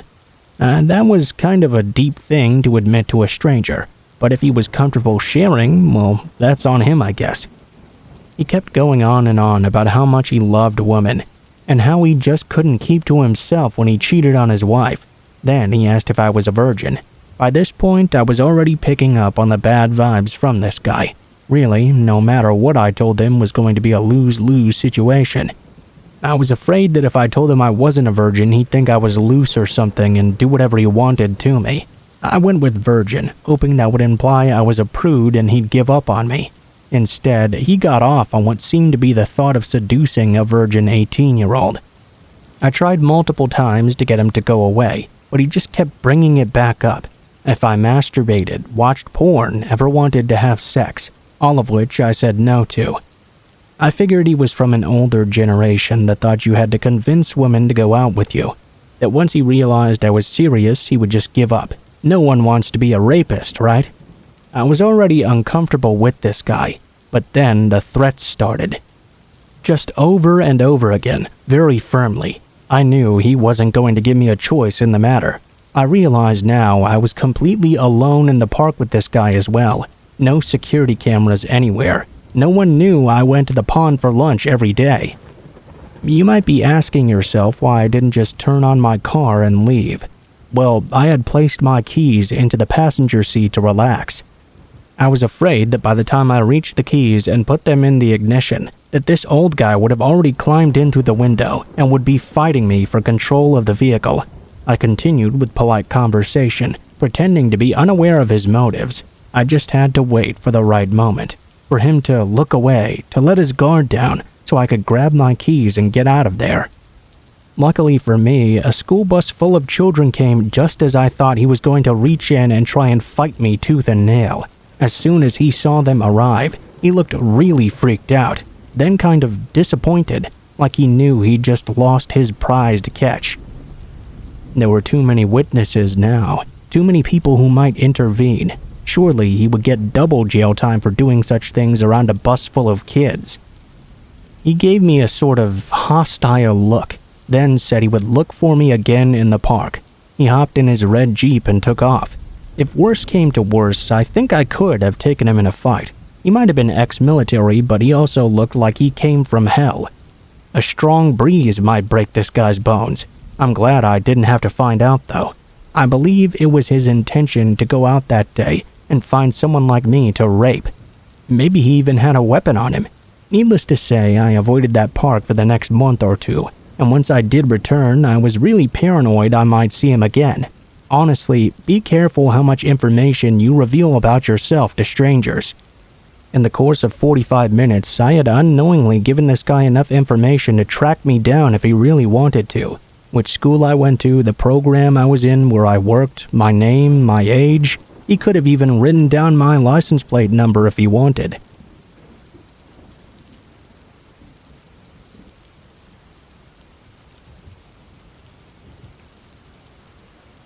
This is gonna be long, but it is worth it, I promise. I was working at a sports bar in the morning when a big dirty fella sat down in my section. He had shoulder-length wild hair and dirty torn clothing. You know, typical loony garb. I'm a good waitress though, and I didn't plan on treating him any different than anybody else. I greeted him happily and was instantly hit with the smell of garbage. I grew up neglected and abused. This is important for a few reasons, some of which will come into play later. 1, I know what it's like to be judged, so I empathize and overcompensate when I deal with someone I think has also wrongfully been judged. 2, my parents were creepy hoarders, so the smell of garbage gave me anxiety attacks. And 3, because of the abuse and some other traumas, I have severe PTSD. This means I was always on high alert and hypersensitive to my surroundings and possible threats. Even though the smell of this man was skyrocketing my anxiety, I tried to treat him well. I figured he must be down on his luck. He came in on all-you-can-eat taco bar day and stayed for about 5 hours. I figured he must have not eaten much lately, which struck a personal chord with me. Our parents didn't really feed us when we were kids, and often we went days without any food. I felt so sorry for him, so I went above and beyond when serving him. Obviously, he appreciated it quite a bit. He left, and nothing seemed unusual. When he returned the next week, he specifically requested me. This time, he'd brought some emails he printed out between him and his ex, and asked me if I could read them and explain some of the things his ex had said, since I was a girl and would probably understand more. I told him I would do it when I wasn't working. I really had no intention of doing so, though. I took them and shoved them somewhere random in my purse. From a glimpse, though, I could see his name seemed to be Steve.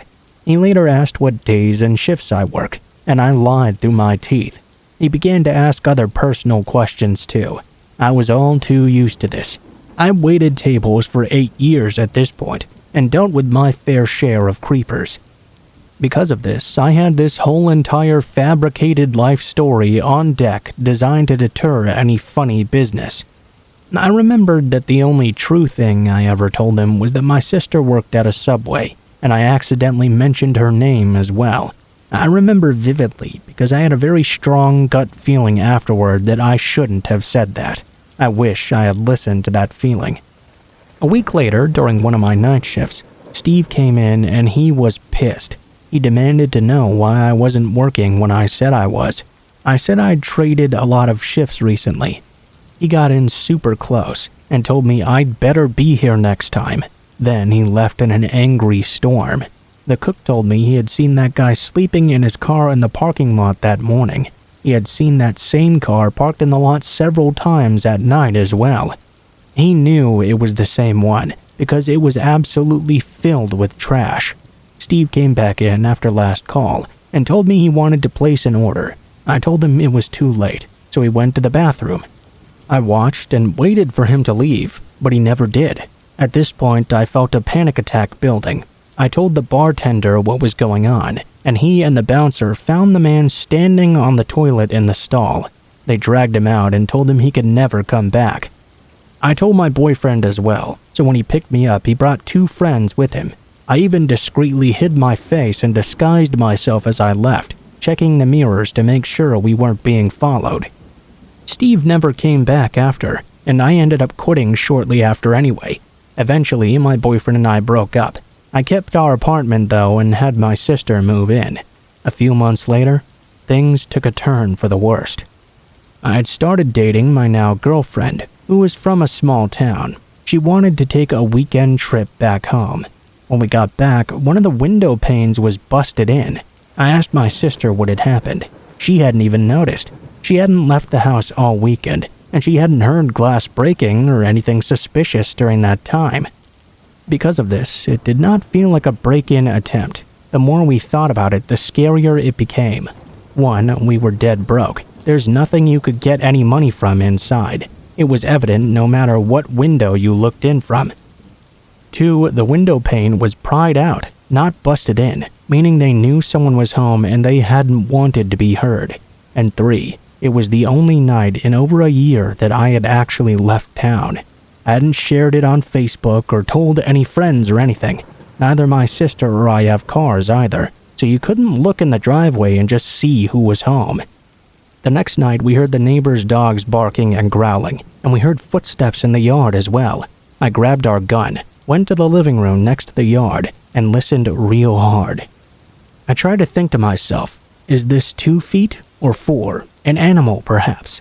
The second I realized it was someone bipedal, I started flipping the lights on and off rhythmically to make the person think we were signaling our neighbor. That made them take off running. Obviously, this was sign 4 it had not been a break-in attempt. You don't return to the very same house you failed to break into the day before. My sister and I got tasers and wasp spray. I didn't have a concealed carry, and my sister didn't want to touch a gun. My sister was now armed, so that weekend my girlfriend and I decided to go out. We got into a stupid fight that night though. When she dropped me off, I threw $20 into her car and said something snarky, like, "Here's half my tab." Then I rushed back inside. When she was a few blocks away, she texted she was going to come give it back, but I told her not to. She knocked, but I didn't answer because I was mad at her. I heard footsteps come up to my bedroom window. I waited for her to knock on the window so I could yell that I told her not to come by, but instead, the person at my window just walked off. She texted the next day to say she had tucked the $20 into the screen door. I got up to grab it only to see there was nothing there. I told her it wasn't there and asked if maybe it could have fallen out. Wasn't possible.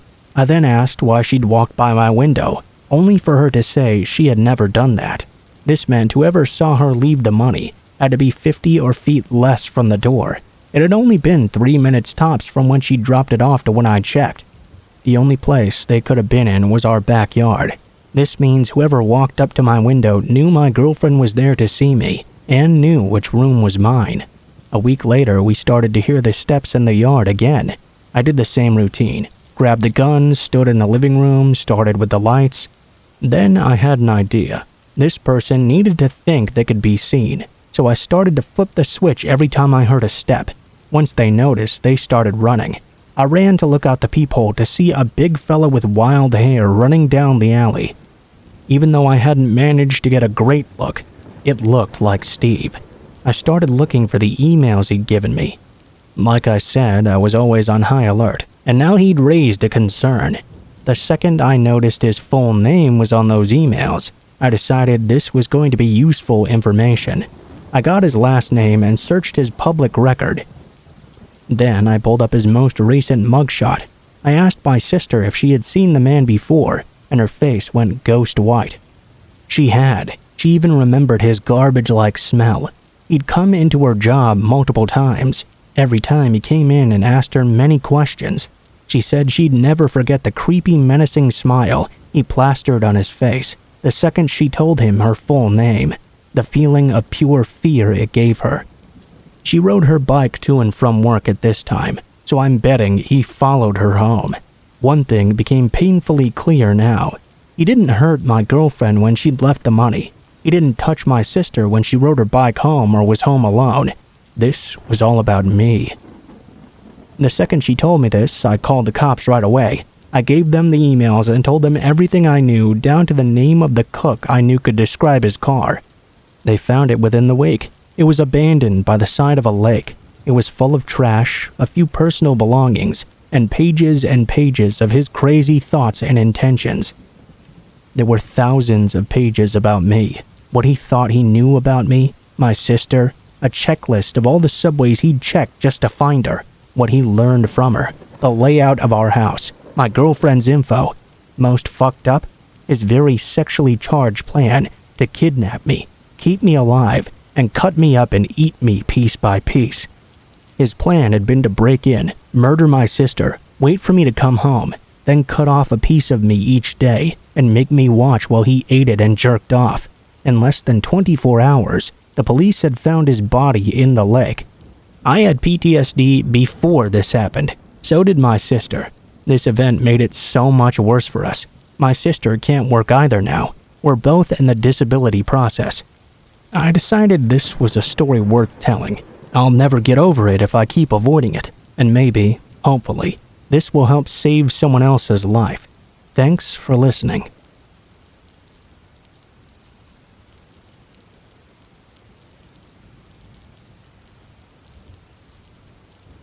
I was about 13 or 14 years old, and I was babysitting 2 boys for some church members.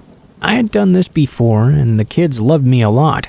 The parents were also very comfortable with me. This was a night where they were going to be gone pretty much until about 2:30 in the morning. I was doing this for free that day, because they were going to do something church-related, and that's just kind of how I rolled. Anyway, the house they lived in was an apartment complex. You know, one of those small ones that had 2 floors and 4 places in each spot. They were on the bottom floor with 2 bedrooms on either side of the apartment, the kitchen on the left and the living room on the right, with a sliding glass door to a small patio and a public bathroom next to the front door. It was around 1:30 or so, and I knew they would be arriving back home soon. The kids were knocked out, obviously after practically begging and 3 bedtime stories. I had finished my homework now. They didn't have cable. They only had a couple of DVDs and VHSs to watch. I grabbed Land Before Time to make the night go by quicker. I was already very tired and had nodded off a couple of times. Around 2 in the morning, though, I could hear a knocking on the front door. Knowing the parents had a key with them, I did nothing but sit there in the dark with the TV glowing on my face. Being a paranoid person who watches and reads enough horror already, I snatched up the baseball bat that was next to the couch. What I heard next will haunt me forever. I heard a small voice calling out, almost like a young woman's. Oh dear, that won't help you at all. My heart stopped. I realized the patio door did not have the blinds shut. My eyes shifted slowly to the door, only to see someone out on the patio, staring inside. I couldn't make out anything other than they were very short and wide. I screamed and ran to the kids' room. Thankfully, they were still asleep. Sadly, this was before I had a cell phone, and there were no cordless phones at the time. I pushed the dresser in front of the door and stared at the one window of the room. It suddenly became dark as a shadow loomed over the window. The knocking started again, and the woman's voice called out once more. Come on, dearie. I won't hurt you. Just come out now. The window was being knocked so hard, I was afraid it would break. The kids woke up now. They were screaming and scared. I was a big girl. At the time, I could even lift my own weight. Knowing I had the responsibility of 2 kids' lives with me, though, I was very vulnerable and afraid. Within 2 seconds, I heard the father screaming out, Hey, who the hell are you? The person ran off. The front door opened, and there was a harsh knocking on the kids' bedroom door. Thankfully, it was the parents. After I let them in and put the dresser back, I explained what had happened, and they called the police. When they arrived, they obviously found nothing. The bushes that hide the patio were cut up, though, and ripped open to get through. I babysat for them once more after that, but moved away 5 months later, and never babysat anyone ever again. To this day, I know the woman was long gone, but every time I hear a knock at the door, a chill runs through me.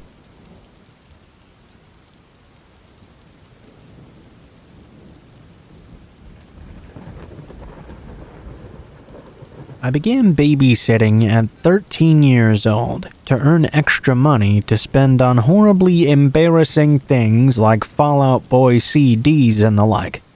I would almost always work for my dad's clients. He was a lawyer, and I'd get referred by word of mouth. I was babysitting for this one family who had a little girl who was 9 years old and a little boy who was 7. The parents seemed pretty okay, if a tad bit crotchety, giving me a full schedule to follow and jokingly threatening to beat any boy who might mysteriously show up after they left. Honestly, it kinda felt a bit cruel for them to tease me about this, given I basically knew I looked like an overgrown baby with frizzy hair at that age. Almost immediately after the parents had left, the little girl started singing in this creepy, high-pitched voice. We're all alone now. Rightio. Cue the Shining soundtrack. I know, the little boy chimed in. Let's play rape. Looking back now, I know the kid probably just heard the term on TV and knew the word was shocking. Said it just for a reaction, I suppose. At the time, though, it really startled me. I got all wide-eyed and tried to change the subject quickly. These kids were absolute hell for the next hour. They got real angry because I wouldn't let them watch South Park on TV. Didn't exactly seem like the thing their parents would allow their precious 7- and 9-year-old to watch in the living room. As soon as I said no, the little girl said casually, "Oh, that's fine, we'll just go play PlayStation in the living room. Feel free to stay by yourself out here." Well, I knew exactly where that was headed. I said they could watch anything else they wanted while I made them dinner. The parents had left instructions to make them sandwiches or something. I could handle that much at least. Before I'd even gotten out the bread though, I heard a massive crash. It seemed the little girl had broken a glass, whether in anger or on accident, I didn't really know. I was pissed and tutting along, but ultimately there was no way to punish her for something I hadn't actually seen. I cleaned it up while these two watched me with these weird eyes. Dumping the broken glass in the trash, I went back to making the food. I'm a vegetarian myself, so all the kids had chicken for theirs. I made a simple salad one for myself. Just as I was finishing up, the little boy screamed out in what sounded like a pantomime of pain. Nonetheless, I ran over to the couch in the living room to check on him. "My ankle!" he howled, dramatically flopping back onto the couch. While I tried to figure out just how he'd hurt his ankle, the little girl quietly slipped out of the room. I was aware of her walking around, but I didn't really pay it much mind. Instead, I was focused on this little boy, pretending to be in pain. He just kept on repeating, "I went to stand, but it hurt so much, I don't know what happened," over and over. I saw his eye suddenly flick to just behind me, where I could see the little girl now standing, with a very disturbing smile on her face. He was miraculously healed now. Yeah, praise the Lord, I suppose. At this point, I was simply thinking these kids were a bit weird. Maybe they craved attention a little too much and needed some more parental involvement. I was only 13. That wasn't my job. It was only $60 and 4 hours away. I set out the sandwiches for the two of them to eat at the dining table. I went to get us some soda and returned to have my own meal. After pouring soda for the both of them, I realized they hadn't eaten anything yet. I asked them what they were waiting for. They both gave me this very unnerving smile and said, "For you to take a bite of yours." I'm so glad I had a gut feeling to open the top part of my bread for my sandwich. When I did, I saw a shard of glass, broken glass, the same glass that I just put in the trash from that girl's tantrum. I stared in horror at these two little kids staring at me with menacing grins. I lost it. Are you serious? At the very least, you could have really injured my mouth. What's wrong with you two? Instead of crying or apologizing or pretending to be ashamed or confused, these two little fuckers began to laugh, and not like a little kid laugh either. It was really low and kind of menacing, not a free laugh that kids would do. It was like they were threatening me. I'll never forget it. My immediate reaction was, these kids are way too young to be acting like this. I called my older sister and told her what happened. She came over and took over for me. We left the house with chills after the parents arrived, and I never babysat for those two ever again. What I just can't get past is the level of premeditation that went into sprinkling that broken glass into my sandwich, and the totally remorseless way they responded to me getting upset. All I can say is they were totally unlike any two kids I've ever met before.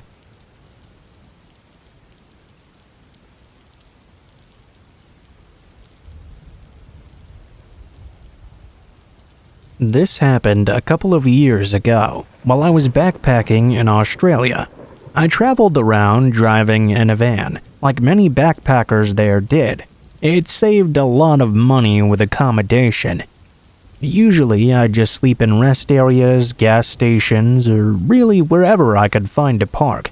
This one particular night, I'd been driving for a fair few hours and started to feel quite sleepy.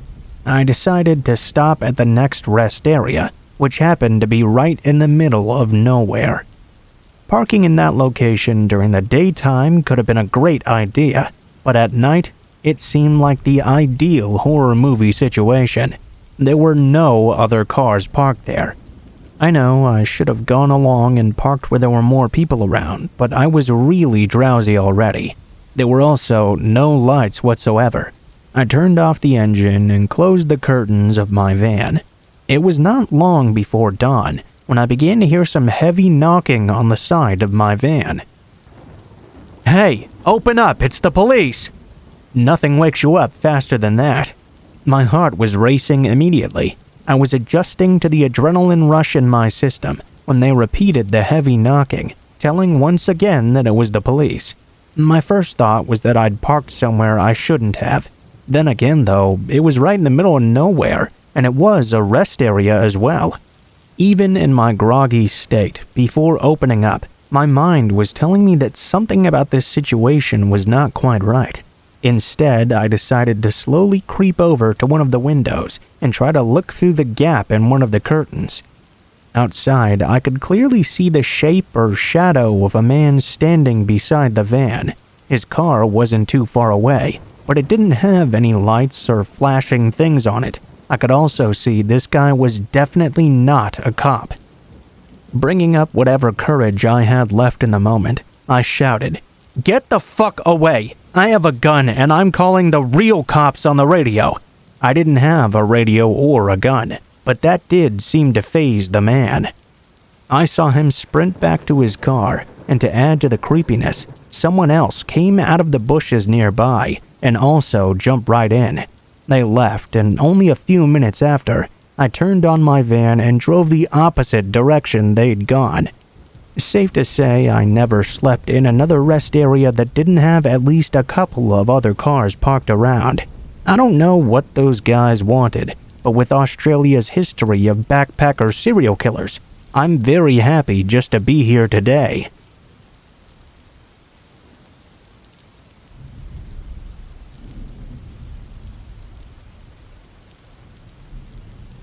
It was sometime about late November in Colorado, and I was about 7 or 8 years old, I believe. My father had gotten the idea of taking us all for a weekend to a cabin that he was going to rent. My mother thought it was a great idea for me, my sister, my father, and her to bond together, so that's exactly what happened. We rented out a cabin for a few days. We took off school on Friday to get a head start on getting there, which I really had no issue with. When we got there, it was sure as hell cold. Well, it was almost December, I guess, so it made sense that it was quite chilly. Anyway, we got all set up and decided where we'd all sleep. We ate dinner together, and then we got all set up for bed and were thinking about what we'd do tomorrow. We had gotten there kind of late, so we couldn't really accomplish much on our first day. That night, though, I began to hear what sounded like noises outside. It kinda seemed like footsteps or something. I peeked out the window and saw nothing, so I figured it must have just been an animal out in the brush or something. I tried to go back to sleep, when about 15 minutes later, I started to hear it again. I woke my sister up. She was about 11 at the time. She was hearing it too. We both walked over to the window and saw something out there. We couldn't quite make out what it was, though. We decided it would be best if it did not see us, though, so we went back to sleep and hid. I had a very hard time getting to sleep that night, needless to say, and so did my sister as well. We did, though, and when we eventually woke up, my mother was inside making breakfast like normal, and my father was outside. I asked my mom if we could go outside with my dad. She told me sure, while my sister stayed inside and waited for my mother to finish breakfast. When I walked outside, I noticed my father was talking to some man, a short, chubby man. He had a shaved head and was wearing a veteran's cap. He looked really nervous too for some reason. He was sweating quite a bit even though it was freezing outside. I walked over to him and my father.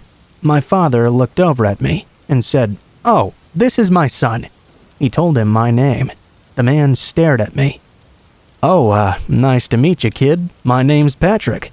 He smiled and looked over to me. I smiled and greeted him back. It may have been rude, but I didn't really understand at the time because I was just a kid. I kinda called him out. "You look kinda scared there, guy. Are you alright?" He coughed and replied, "Yeah, I'm fine. Just went through a bit of shell shock. I'm a veteran, you see." He seemed to go back to normal right after.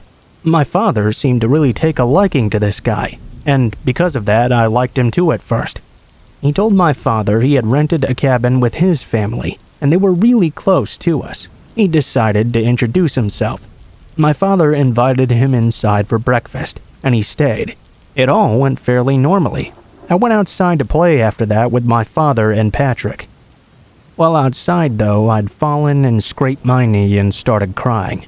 My father was inside for the moment, a bad time for him to be stuck there. My mother was calling for him and he ran inside, you see, so that left me out there alone with Patrick. As soon as I fell down, he rushed over to me and told me to come with him to his cabin because he had some band-aids that could heal me right up. I agreed and went with him. I was not a very smart kid. As we walked along, we talked about what I liked doing. I told him about video games I played and things I read. And then things started to get really weird. He asked me what my shoe size was, how old I am. I didn't know off the top of my head, but I did tell him my age. He kind of chuckled and said something along the lines of, "Perfect, good to know." His cabin was also nowhere near ours. It was way off in the back, like 30 minutes walk to get there. I was very tired and there was no point in getting a band-aid anymore now. Still though, I didn't feel like I could turn back since I'd already walked so far. We entered the cabin. He told me to go in first, so I did. As soon as I entered the doorway, I noticed something was very wrong. There was nobody else in here, no family. I asked him where the rest were, and he didn't answer. He stood behind me and locked the door. Now I started to get really frightened. "Don't worry, I'll be right back with the band-aid, kiddo." He walked off into the kitchen and pulled one out of somewhere, then walked back and told me to have a seat. I sat down and he placed the band-aid on my knee. He held my leg firmly with his other hand and began to rub me up and down. "You're a rather muscular kid. I like that." I got even more scared now. Immediately, I shot up. He asked me what was wrong, and I told him that my leg was feeling much better. My parents must be worried sick about me by now. I'd need to hurry back. He insisted that I stay longer and have a meal with him. I really didn't want to, but I was alone. If I ran, I don't think I would have been able to find my way back to the cabin on my own. The door was also locked tight, so I just agreed and decided to eat with him for a moment. Get it all over with fast. Then he asked me how much I weighed. I guessed around 73 pounds or so. Immediately, a big smile came across his entire face. Perfect weight. I asked him, perfect weight for what? His smile grew even further. I was really weirded out. I asked him if I could go now. "No, things are just getting started. You shouldn't miss out on the fun." He had such a weird tone when he said it. Suddenly, a big bang came from the bedroom. It was a closed door. Patrick stood up and looked angry. He walked over to the room and shut the door behind him. I could hear him screaming out, "Did I fucking tell you you could move? Stay the fuck where you are. I have company." Then he walked out with a big smile on his face and shut the door as quietly as possible. "Sorry about that business. That was just my wife. She's really sick and not allowed to be near visitors today." Now I was desperate to get away. I looked around the room and noticed there were clothes everywhere. It was really messy. He must have been living out of here for a while. At that moment, his wife peeked out of the room. "Please, I'm hungry," she said. He looked even more pissed now. "Get back in there." His wife went pale. It looked like she had been sobbing all day. She was sniffling and there were red circles around her eyes. She looked over to me in what seemed to be sympathy, then walked back into the room. I asked him where his kids were. He wouldn't answer. He told me he had some kids' clothes he wanted me to try on now. That was the last straw. I knew I had to get out of this situation. I just didn't know how. I kind of burst out crying. Then he hugged me in close to him and whispered in my ear, "It'll be okay, little one. Nothing's going to happen. Just try on these clothes for me." He walked in the back room. I thought this was the perfect opportunity for me to take my chance to leave. I unlocked his door and tried to sneak out as quietly as I could. I didn't care if I got lost anymore. I knew I couldn't take any more chances with Patrick, if that even was his name. I had a thorough feeling he'd been lying, having lied about his kids as well. Who knew what other secrets he was keeping? Now I rushed off into the woods, trying to find my own way back. I was still close to his house, close enough to hear him screaming in rage. I could hear him now yelling at his wife, too. Where the fuck did he go? I knew I shouldn't have left him alone. Did you help him leave? I could have sworn I heard him call her a whore and a bitch, and maybe even hitting her. Then it happened. I stopped in my tracks. I heard footsteps. I went to hide behind a tree and looked at that direction. He was outside now and seemed to be searching for me. I was far enough away to where I could just barely see him, but very clearly he was looking for me. He stepped out into the forest, and I could hear him shouting, "Hey, kid, it's okay. You can come back now. You don't have to try on those clothes. I have toys back in my cabin, so all you have to do is come back." I ran as fast as I could in a straight line, hoping to find anybody from my family. I was running away. I thought I could hear shouting behind me, but I didn't stop to listen. After about a half hour of running, I saw a cabin. My cabin. I ran straight to it. My father was outside searching, looking for me. I ran right up to him and sobbed, telling him Patrick was not a good guy. He was really weird, touching my legs and other things. My father immediately called the person he'd rented the cabin from, who told him that nobody had rented that particular cabin.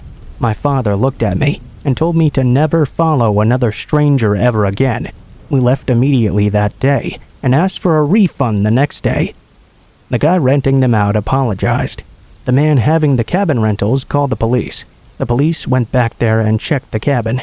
There was nobody there, not even the man's wife.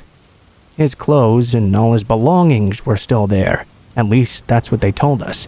Nothing really happened after that.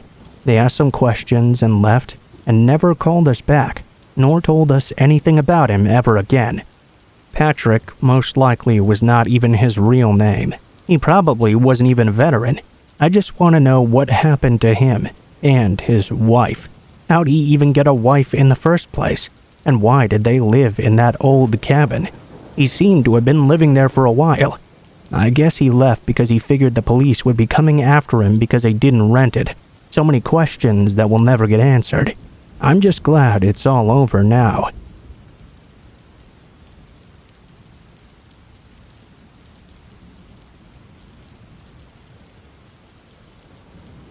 I was 10 years old when this account happened, in the fall of grade 5. My mother, sister, and I were visiting my aunt and uncle and their 2 sons in Kansas while on break from school. My family is from Gyeongju, South Korea, but my father is African American. We grew up with both cultures because of this and spoke English fluently. It wasn't so hard traveling and interacting with others. My aunt is a devoted Christian and really loved bringing us to church with her and a family friend named Sandra. Now, I'm not against going to church. I don't believe in a set God. I do, however, believe in a higher power, and spent a good portion of my time at the Buddhist temple, where my material grandfather is one of the head monks and a tomb keeper. Despite being more spiritually inclined, I would get up early and put on my Sunday best, then stumble out the door jet-lagged to make it to service on time. The services always started normally. Greet thy neighbors, welcome the guest, singing, and eventually the preacher would come out and read through some scripture. There were times prayers for those in the community would happen, or people coming forward to be saved in the form of baptism. My family normally sat in what my aunt called the best pew in the house. We didn't sit there alone, though. There was a man that sat between our family and another family of 3. This man between our families was a killer in the pews. Now, I know what you must be thinking. How do I know he was a killer? Well, hold on, and I'll tell you what I know. The man that sat on the other side of my mother and next to Mr. Hopper was considered an outstanding member of the community. He was active in the church, and his kids were even nice and used to babysit around the community. All in all, he just seemed like the typical American family man. He was quite odd, though. Something about his mannerisms always threw my family for a loop. This man used to lean over toward my mother to the point his head was almost on her shoulder, then take a deep inhale.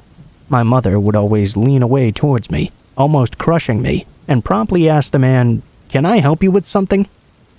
He'd just smile, laugh a bit, and shake his head, then mutter an apology for making us uncomfortable. You smell familiar. It makes me remember something. Triggers a deep memory for me. My mom laughed it off rather uncomfortably and stated it was Sea Island cotton from Bath and Body Works. This had been my mom's favorite scent ever since I can remember. It was kind of like her signature. If you ever smelled it, you would just know how fresh and clean the perfume is. Maybe he was drawn in subconsciously, like a moth to a flame or something. As time progressed, though, and service after service passed by, he continued these weird sniffing ministrations. Eventually, my mom had had enough. This man was creepy and would not take the hint to back off. We jumped ship and moved pews the next service to an area more towards the back. That should have been the end of it, but it was not. The man must have thought we had a man overboard or something, because he jumped ship and maneuvered right through everyone else to sit right next to us. This cycle continued until we boarded our plane to go home. The story doesn't end there, though. Remember I mentioned the family friend Sandra? Well, Sandra was a dental hygienist in Kansas. She had a neighbor who was one of her patients and found her murdered in her own home. I'll not be disclosing her name out of respect for family and friends, but this woman, may she rest in peace, was found bound with rope with a plastic bag over her head. It was apparent she had been brutally tortured before she'd passed away as well. Not long after the discovery, another body was discovered yet again in their own home. Mocking letters started being sent to the local PD station. If you haven't figured this out yet, it was the work of the serial killer BTK, which stands for Bind, Torture, Kill. He was back after years of silence. Initially, police thought maybe it was a copycat killer since he had been gone for quite so long. They assumed he must have died or moved away, amongst other possibilities. The killings continued for a bit longer, and from what I can remember, my aunt and uncle were very on edge. Their entire community was. BTK was eventually caught. I can't tell you all the details regarding that since I was back home in Korea, but I can tell you we received a very terrifying phone call not long after. My aunt and Sandra called to inform us it was over. BTK had been caught. Great news, right?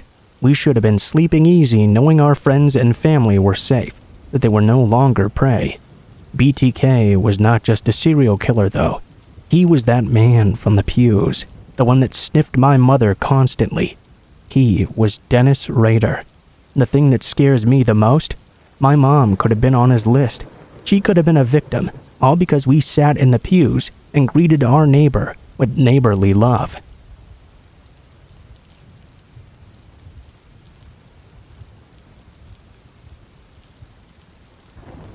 So this is a story that happened to my mom's friend in Korea about 10 years ago. Every time I hear it, I still get the chills. My mom's friend lived in an apartment complex in Seoul. She was a stay-at-home mother with a young daughter, and her husband worked during the days. One day, she was coming home from running errands with her daughter and got onto the elevator in her building. As she got on, she noticed there was a man wearing a cap and a yellow raincoat. He was keeping his head down low, so she couldn't see his face. She immediately felt extremely uneasy and made her daughter stand to her side, furthest away from this man. It made her even more uncomfortable when she pressed the button for her floor, only to see there was no other number lit up. On top of that, she noticed the man was carrying something wrapped inside a newspaper close to his side. Things started to click in my mom's friend's head. She started to panic and decided to take out her cell phone and pretend she was calling home to her husband, who was obviously not really there. She started to say things like, I'm on the elevator and about to get off. Can you open the door for me?" Making it seem like he was waiting right there. When the elevator did reach her floor, I think she lived on like the 12th floor or something, she got off as quickly as possible, grabbed her daughter, and started to speed walk away to her apartment. She noticed the man had followed her off and had quickly begun to follow her down the hallway as well. When my mom's friend got to her door, she started to bang on it and shout, "I'm home, please open the door now!" She pretended like he was coming to answer the door. Upon saying this, the man in the yellow raincoat started to walk away back toward the elevator, staring at her. When he seemed to be far away enough, my mom's friend quickly picked up her daughter and slid open her door's passcode thing. She started to frantically punch in her key code. The problem was, the buttons would make sounds. Now the man knew that no one was going to answer the door for her. Instantly, he turned around and started to sprint toward her direction. My mom's friend at this point was practically screaming. When she finally got the door open, the first thing she did was throw her daughter inside. When she got in herself, she saw the man was only inches away now. She managed to slam it shut and lock it before he could wedge his hand or weapon into the door. Afterwards, looking through the peephole, she saw the man slowly walking back toward the elevator.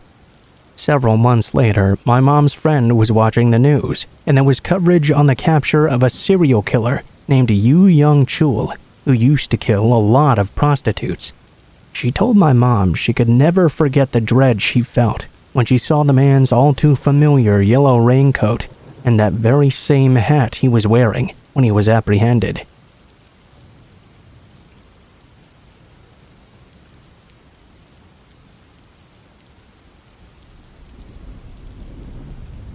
I don't really celebrate Christmas anymore, so I guess I'm okay with sharing this story. It happened when I was 7 years old and scarred me for life. 40 years later, I still cannot make myself even a little bit happy during Christmas season. I loved Christmas when I was a young boy. Even though I was young when I could enjoy it, I still have very fond memories of the ones I did enjoy. I love going to the shopping center to sit down in Santa's lap and having an elf come up and give me a candy cane. I liked watching the Christmas specials on TV. But the one thing I loved the most about the season was the Christmas tree. When a Christmas tree is lit up correctly with all those multicolored lights and an angel at the top, when you turn out the lights in the room, nothing was more beautiful than seeing those lights reflect off the wall. It was like magic to me. I shared a room with my older brother growing up. He was 2 years older than I was, and was pretty typical for an older brother. He didn't believe in Santa himself, and he tried really hard to get me to quit believing too. My own beliefs were so strong that it never really worked, but that never deterred him. He even once snuck me into our parents' room to show me the toys that were hidden away in their closet. In his mind, that was definitive proof there was no Santa Claus, because our parents had bought all those toys. Still, somehow, I was able to rationalize it in a way that didn't kill my belief in the jolly fat old man. I just told myself my parents had bought some of the toys, and Santa Claus would surely bring the rest on Christmas Eve. When I was 7, as usual, our parents sent us to bed early. It was always so hard to get to sleep on Christmas Eve, but after a lot of tossing and turning, the tiredness finally took over, and I passed out swiftly. We didn't have a clock in our room, so I really have no idea what time it was, but later on, something woke me up. The only thing I did know was that it was still in the middle of the night because it was pitch black outside. I groaned, groggy and tired, and flipped over in an attempt to fall back asleep. No sooner had I closed my eyes than I heard a noise. I perked up and listened a bit closer. It sounded like somebody was messing around by the Christmas tree. There was a rustling of paper. I sat up in bed and confirmed that was what I was hearing. Someone was in the living room, messing around. Well, obviously, it didn't take a genius to realize it must be Santa who was in the other room. I mean, who else would be fooling around the Christmas tree in the middle of the night? I was excited because that confirmed I could soon sneak out of my bed, out of my room, and be the first person in the house to see all the presents under the tree. Then a second thought occurred to me, an even better one than just seeing the toys first. If I woke my brother up now, I would be able to prove to him that there was a Santa Claus, and it would feel so good to stick it to him, old Mr. Know-It-All. I got out of my own bed and tipped over to my brother's. I tried to wake him up. I knew I had to be quiet though, so I didn't alert Santa that I knew he was in our home. I lightly shook my brother in an attempt to wake him. He didn't respond the first time. I shook him again and he still didn't. I began to panic just a bit. I was afraid I wouldn't be able to wake him up in time. I would never be able to prove to him that Santa did exist. So I took a chance and whispered his name as I shook him a bit more. My brother opened his eyes and looked at me. I told him I could hear Santa in the living room. He told me to go back to bed. I insisted it was Santa though, and he started to get irritated with me. He told me to just go out the door, peek down the hallway, and then I would see it was just our parents in the living room. I knew he was wrong though, so I decided to do just that. I crept out of the door and tiptoed down the hallway. All the lights were out, except the lights of the Christmas tree, which illuminated the entire living room. I knew I had to be extra quiet because I was sure an old folk like Santa must have superhuman hearing, and I did not wish to alert him. When I got to the corner of the hallway, my whole body trembled with excitement. I narrowly peeked around the corner, and then I saw my parents setting Christmas presents around the tree. My heart sunk lower than it ever had before. My brother was right. Santa didn't exist, and everything had just come from my parents. I felt like I lost all the magic of Christmas as I stood there looking at them. I watched them finish their work, completely unaware I was viewing the entire thing. Once the underside had been filled with gifts, my parents slipped down the hallway that led to their own room. I was crushed, of course. What kid wouldn't have been? After allowing this terrible turn of events to process in my mind, I started to head back to my own room. I wasn't sure how long I'd been standing there watching my parents pretend to be Santa, but I knew it had been a while. The only solace I had was that my brother was likely asleep by this point, and I wouldn't have to face him immediately about what had happened. I slowly opened the door to our room, tiptoed into it and closed the door behind me, turning to look at my brother's bed. My eyes took a few moments to adjust to the lighting, but when they did, I saw that my brother wasn't in his bed anymore. I looked around the room, thinking he might have hidden behind the door or perhaps in the closet, waiting to scare me once I'd gotten back. As I looked around though, I couldn't find him anywhere. Finally, I looked over to the window. What I saw was that the window to our bedroom was completely open. My brother was at the window, being held by a tall man with his hand over my brother's mouth. I could see my brother's eyes were wide and filled with what I assumed was fear. I'd never seen my brother scared before. I didn't get a good look at the guy. He was already mostly out the window, turned away from me. Likely he hadn't even seen me there. As he quietly crept back, I only saw the scene for a few seconds before the man leapt out the window, my brother in tow. I tried to scream, but no sound would come out. I froze, too terrified to do anything. I was 7 years old. What could I do? Thinking back on this instance, I knew I should have run to the window to at least see what was happening. Run to my parents' room and tell them what had happened, or simply start screaming at the top of my lungs. The screaming might have been more than enough to get my parents to come into the room, and maybe they could have stopped that man who was taking my brother on Christmas Eve. But I didn't do any of those things. Instead, I ran to the corner of the room, scared to death for my own life. I sank down into the corner and stayed there for who knows how long, not daring to make a sound or do anything. The Christmas sun rose, but now it wasn't Christmas anymore.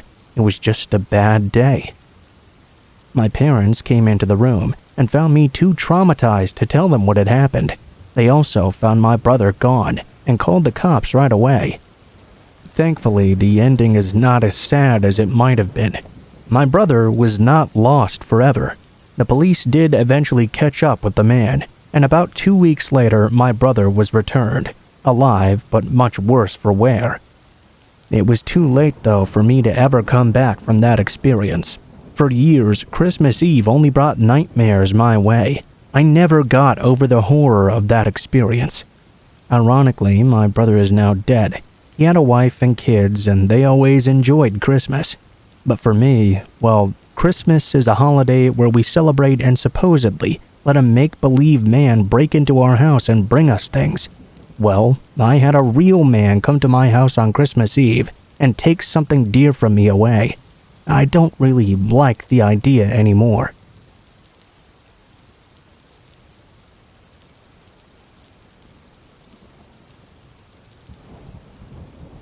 Christmas is really such a strange holiday, don't you think? I don't mean the religious part of it, or the commercial part of it, or even the shopping part of it, really. None of that really bothers me too much. What doesn't make much sense to me is how we completely redecorate our homes simply to accommodate one single day out of the year. A lot of times, it takes more time to do the decorating for Christmas than it takes to actually celebrate it. Doesn't anyone think it's weird that we put a pine tree in our house and just hang things on it? It's all so ridiculous. When I was a teenager, my parents actually had a shed in the backyard that basically only existed for Christmas decorations. They didn't really keep anything else in there. It had everything you could ever think of. Trees, wreaths, garlands, lawn ornaments, more lights than you could possibly ever imagine a single person having. During the summer, when I was 16 years old, my 10-year-old sister was playing hide-and-seek with her friends in the field behind our house.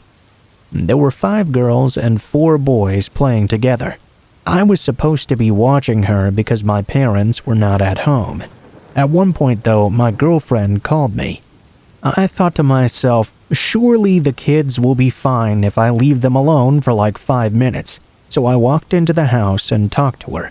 I'm not sure how long I was actually in the living room talking when my sister rushed into the house, visibly distressed. Immediately concerned, I asked my sister what was going on. She told me there was a witch in the Christmas shed.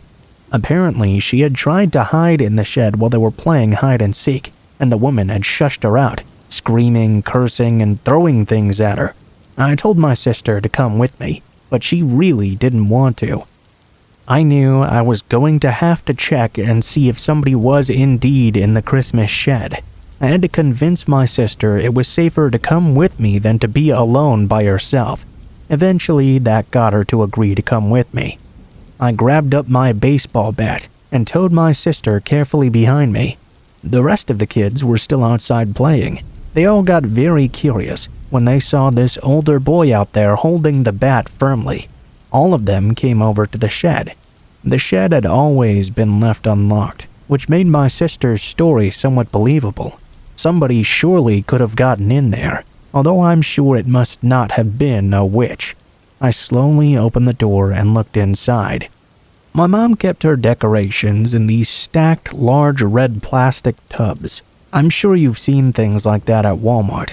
They were all stacked neatly on top of each other, sort of like a maze. Holding the bat, I went into the shed and began to cautiously peek behind every little thing. There was nobody in there, and there was no indication anyone had been in there. I told my sister this, but she swore up and down that she had seen the witch there.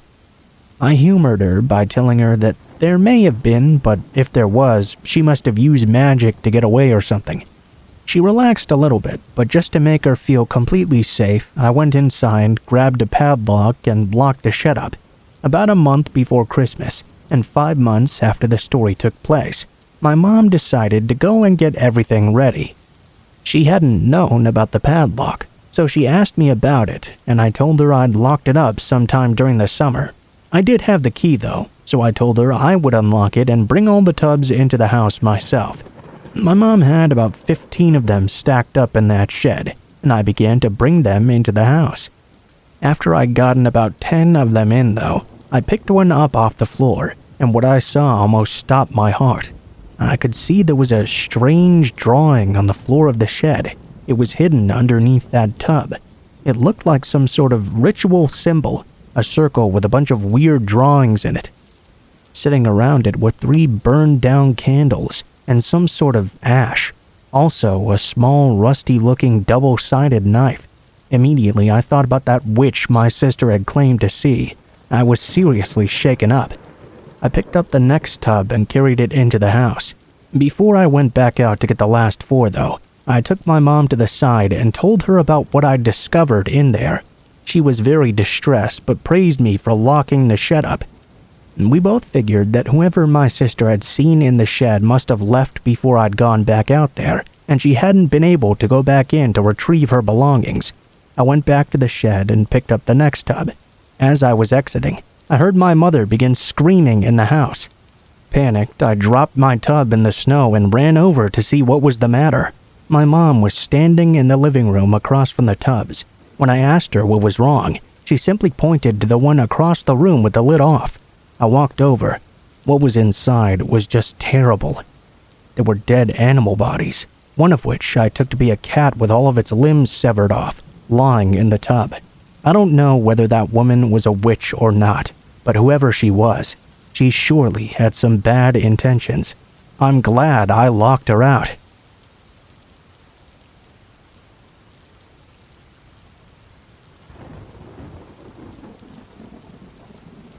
I'm sort of a lonely person. Not that that's a particularly bad thing. I just keep to myself a lot because I like having my privacy. Even though I'm by myself, I still get things all decorated for Christmas though. Mostly just because I love doing it. I put up a nice Christmas tree right by my living room window so I can look at it all month. It's important to know that when this happened, I lived on the ground floor of an apartment building. My living room faces the side yard, so technically no one would really see my Christmas tree until they were walking beside the building. My computer was sitting on a desk facing the tree. You know those bots you can interact with online? You can talk to them through typing and ask them some questions, and they'll more or less respond like a person. Well, I say more or less because more often than not, they seem to really miss the point and don't address the specific topics you'd bring up like a human being would. They're supposed to learn as you go along and become more human in their responses, basically a form of artificial intelligence. Well, on Christmas Eve one year, I found this little bot called the Christmas bot. I decided to talk to him for a while to keep me company while I sat there in front of my computer having a hot drink. I like to try and see if I could trip the bots up, you know? Although it didn't have a name, I began to refer to it as Chris, short for Christmas bot, of course. It was an easy enough name. I figured if I addressed him enough using it, it would accept the name and eventually answer to it. As much as I tried to get it to pick up on the designation, though, it never did. It would always change the subject or wonder why I was addressing them as Chris. "Hey Chris, how you doing?" "I'm alright, how are you?" "Chris." "I'm not Chris, I'm Dean." Alright Dean, let's move on. What are you doing tonight?" It went back and forth like this for nearly an hour. I was really trying hard to get that thing to recognize the name. Just being stubborn, I guess. I was beginning to wonder why I'd actually spent so much time trying to convince this low form of AI that its name was Chris. I guess I really thought that if I was able to convince it, perhaps it was capable of truly learning. Maybe it would grow to be something that could have a more varied conversation. It's not like I expected it to become Watson or something, but it would have been nice if I could at least see it become a reasonable conversationalist. Better than any of my relatives, at least. My attention was momentarily diverted. I thought I just heard a noise coming from within my kitchen. I mentioned I lived alone, so it couldn't have been another person. It sounded, though, like someone had opened up a cabinet and let it shut closed on its own. I excused myself from the bot to go and take a look. "I'll be back, Chris." "Alright, I'll wait for you." I groaned and got up, walking to the kitchen, and didn't see anything. Eventually, after looking around a bit, I went back to the computer. "I'm back, Chris." "Welcome back. Where'd you go?" "I heard something in the kitchen and had to go check it out." "What was in the kitchen?" There was nothing there." "What do you mean nothing was there?" "Never mind, Chris." "I don't mind. So you really didn't see anything?" "No, nothing was in the kitchen." "Why did you go there?" "I heard a noise and I had to go check it out." "Oh, were you scared?" That was a weird development. It surely intrigued me. Chris had gone off its normal responses to ask me something it never had before, totally unrelated to what I'd said. I was a bit interested. "Why did you ask me if I was scared?" There was a bit of a pause before the bot responded, and when it did, it seemed to be avoiding the topic once more. "I'm not scared of dying, but are you scared of dying?" I figured that the program must have related fear and dying somehow. It made sense to my logic, at least. No, I'm not particularly afraid of that at the moment." It paused for a good 30 seconds before responding, "You should be." A chill went down my spine. It was a reasonable response, I guess. A lot of people are afraid of dying. So I asked another question. "Why should I be afraid of dying right now?" It paused again for a long while before responding, "You should be afraid." I was really caught off guard by this. I looked up from my computer at my Christmas tree. Then, though, as I was looking towards it, I could see looking in through the window, only slightly obscured by the branches of the tree, the face of a man watching me. It seemed to be someone dressed up as Santa Claus or something. Alarmed, I jumped out of my computer chair. The Santa didn't move. It just kept staring at me. It was disturbing. I didn't know what this person wanted. Not knowing what else to do, I ran over to the phone to call the police. I didn't know if the man meant me any harm, but only a nutjob would stare at somebody in through their apartment window, not only on Christmas Eve, but also dressed up as Santa Claus. While I was on the phone, I heard a sudden shattering noise, and I completely lost control. The man was trying to break into my home. I began to scream. The 911 operator was trying to keep me calm. She told me to tell the man police were on their way, and I yelled out at him. Looking around the corner, though, I could see the man still trying to pull his way in through the window, despite my warnings. He was holding what looked to be a hunting knife, and had likely used it to break the glass. Fortunately, he stopped when we both heard police sirens in the distance. The man tried to pull out, and seemed to be having some trouble doing so. He dropped the knife on my tree skirt on his way out. You know all those Reddit stories where the police never catch the guy? This is not one of those. The psycho in the Santa suit did get caught. I almost wished that he hadn't, though. Then I wouldn't have found out that he'd been a suspect in the investigation of a murder committed the week prior. He was wearing the costume to hide from the cops. Since it was the Christmas season, he figured he could blend in with all those fake Santas. The only reason he was breaking into my home was to have a place to hide. The fact that it was me was completely random. What bugs me the most about this isn't the coincidence that the Christmas bot said I should be scared, and that I saw somebody looking through my window in that exact moment. I mean, yeah, it learns stuff from a lot of people, surely, and I suspected the others may have taught it some odd things every now and then. What does bother me, though, is how long that lunatic was sitting there, watching me through that window as I typed on the computer. It gives me chills to this very day.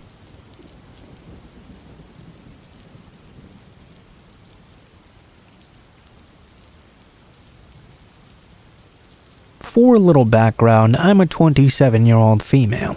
I recently just moved into a nice apartment in a safe neighborhood with my 2 dogs. I'd only been in this new place for about a month, and after this experience, I highly doubt I'm going to make it here for the duration of my year-long lease. The way these apartments are set up, it's that each floor has its own set of doors that lead to 4 apartments and a fire escape door that only opens from the inside. I'm on the back side of the building, which places my patio about 10 feet from the fire escape stairs. I take my dogs out about 3 times a day, midnight being the latest I'll allow myself to go out. Every time I leave my apartment, I put the bar lock on my patio door and lock my front door without fail. About a week ago, though, we had a snowstorm.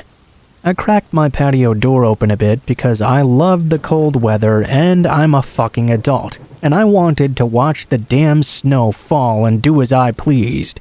That was mistake number 1. I let my guard down because I'm a stubborn twat. It was around 11 p.m. I decided that since it was getting quite late, I should take the dogs out for the night. Since they both hate snow as well, surely it would be a quick trip out. I go to lock the patio door, only to decide against it. I'm on the freaking 5th floor anyway, and I was only going to be outside for a few minutes. I got my dogs ready, grabbed my keys, and locked my door as I left the apartment. I got down to the designated pet area with my beloved snow-hating dogs. I let them do their thing. Then back to the apartment we went. We got back in safely. Or so I thought at first. Initially, I thought I must be losing my mind or something. In actuality, shit was just about to get real. As soon as we walked into the apartment, my dogs ran over to the patio door. I noticed that now the door was shut and locked up tight. Mistake number 2. I thought that was strange, but I didn't immediately connect the dots, since I usually lock that door anyway. I went into the kitchen to get dog treats. Both dogs, though, started going batshit crazy and growling at a large cedar chest in my living room. I was walking over to see what all this commotion was about, only to see a pair of eyes creeping out from under the chest lid. I stood there for about 5 seconds, frozen, before I realized what I was seeing. Calmly as possible, I started to walk backwards towards my front door. I opened it and called for my dogs to come outside. They ran out, and I immediately scooped them up and ran to the car with them, locking all the doors and calling the police. They showed up in less than 5 minutes.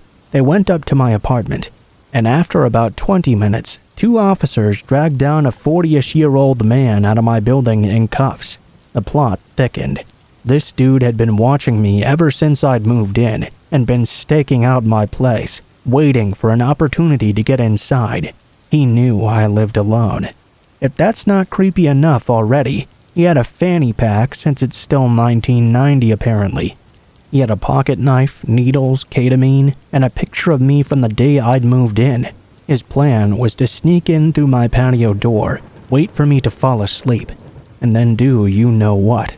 Needless to say, I didn't sleep for days. I thought he would surely come back to finish the job. Luckily, that bastard is still in jail though, but I'll never forget those eyes.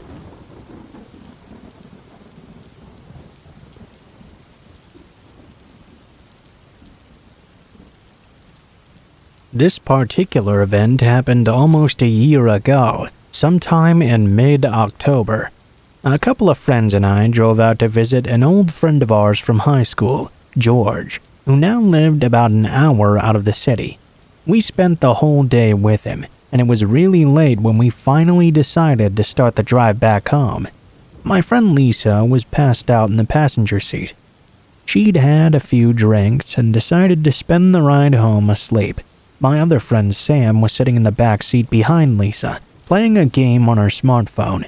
I, of course, was responsible for driving. I was following the GPS's instructions back to the freeway. At that moment, we were driving down a dark street with thick trees bordering on both sides.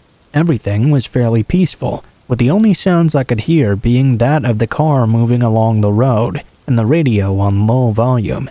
Suddenly, my car let out a loud jolt, and it felt as if I'd just hit something. Sam let out a shocked scream, while Lisa remained dead asleep.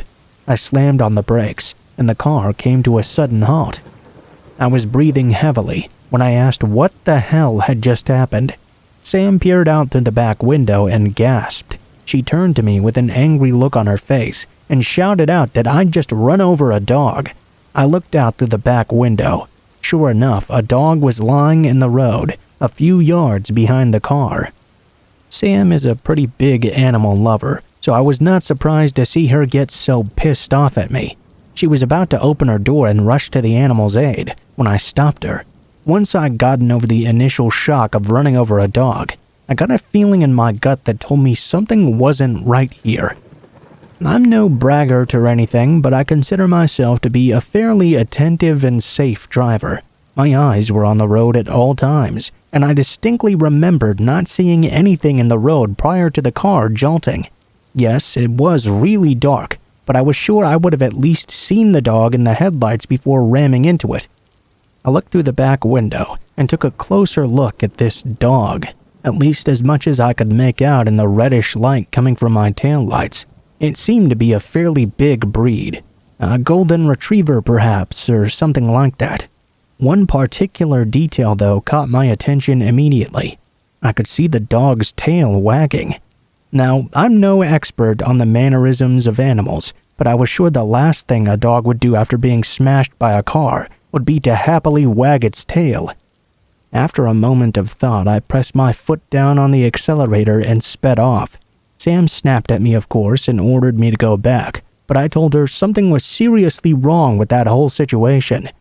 She continued to argue, but she fell silent as she turned towards the back window. "What the heck?" she asked with a shaken voice. I looked in the rear view. Though it was very dark, I was still able to make out the silhouettes of 3 large figures emerging from the trees on the side of the road. The dog was now up to its feet, jumping around joyfully. The 3 figures stared in our direction as I pressed my foot down on the gas harder and sped off. Sam and I remained silent for the rest of the ride home. It wasn't until a few days later that we told Lisa about it as well. We've been back to visit a few times since then, but we always make sure to leave before sunset now.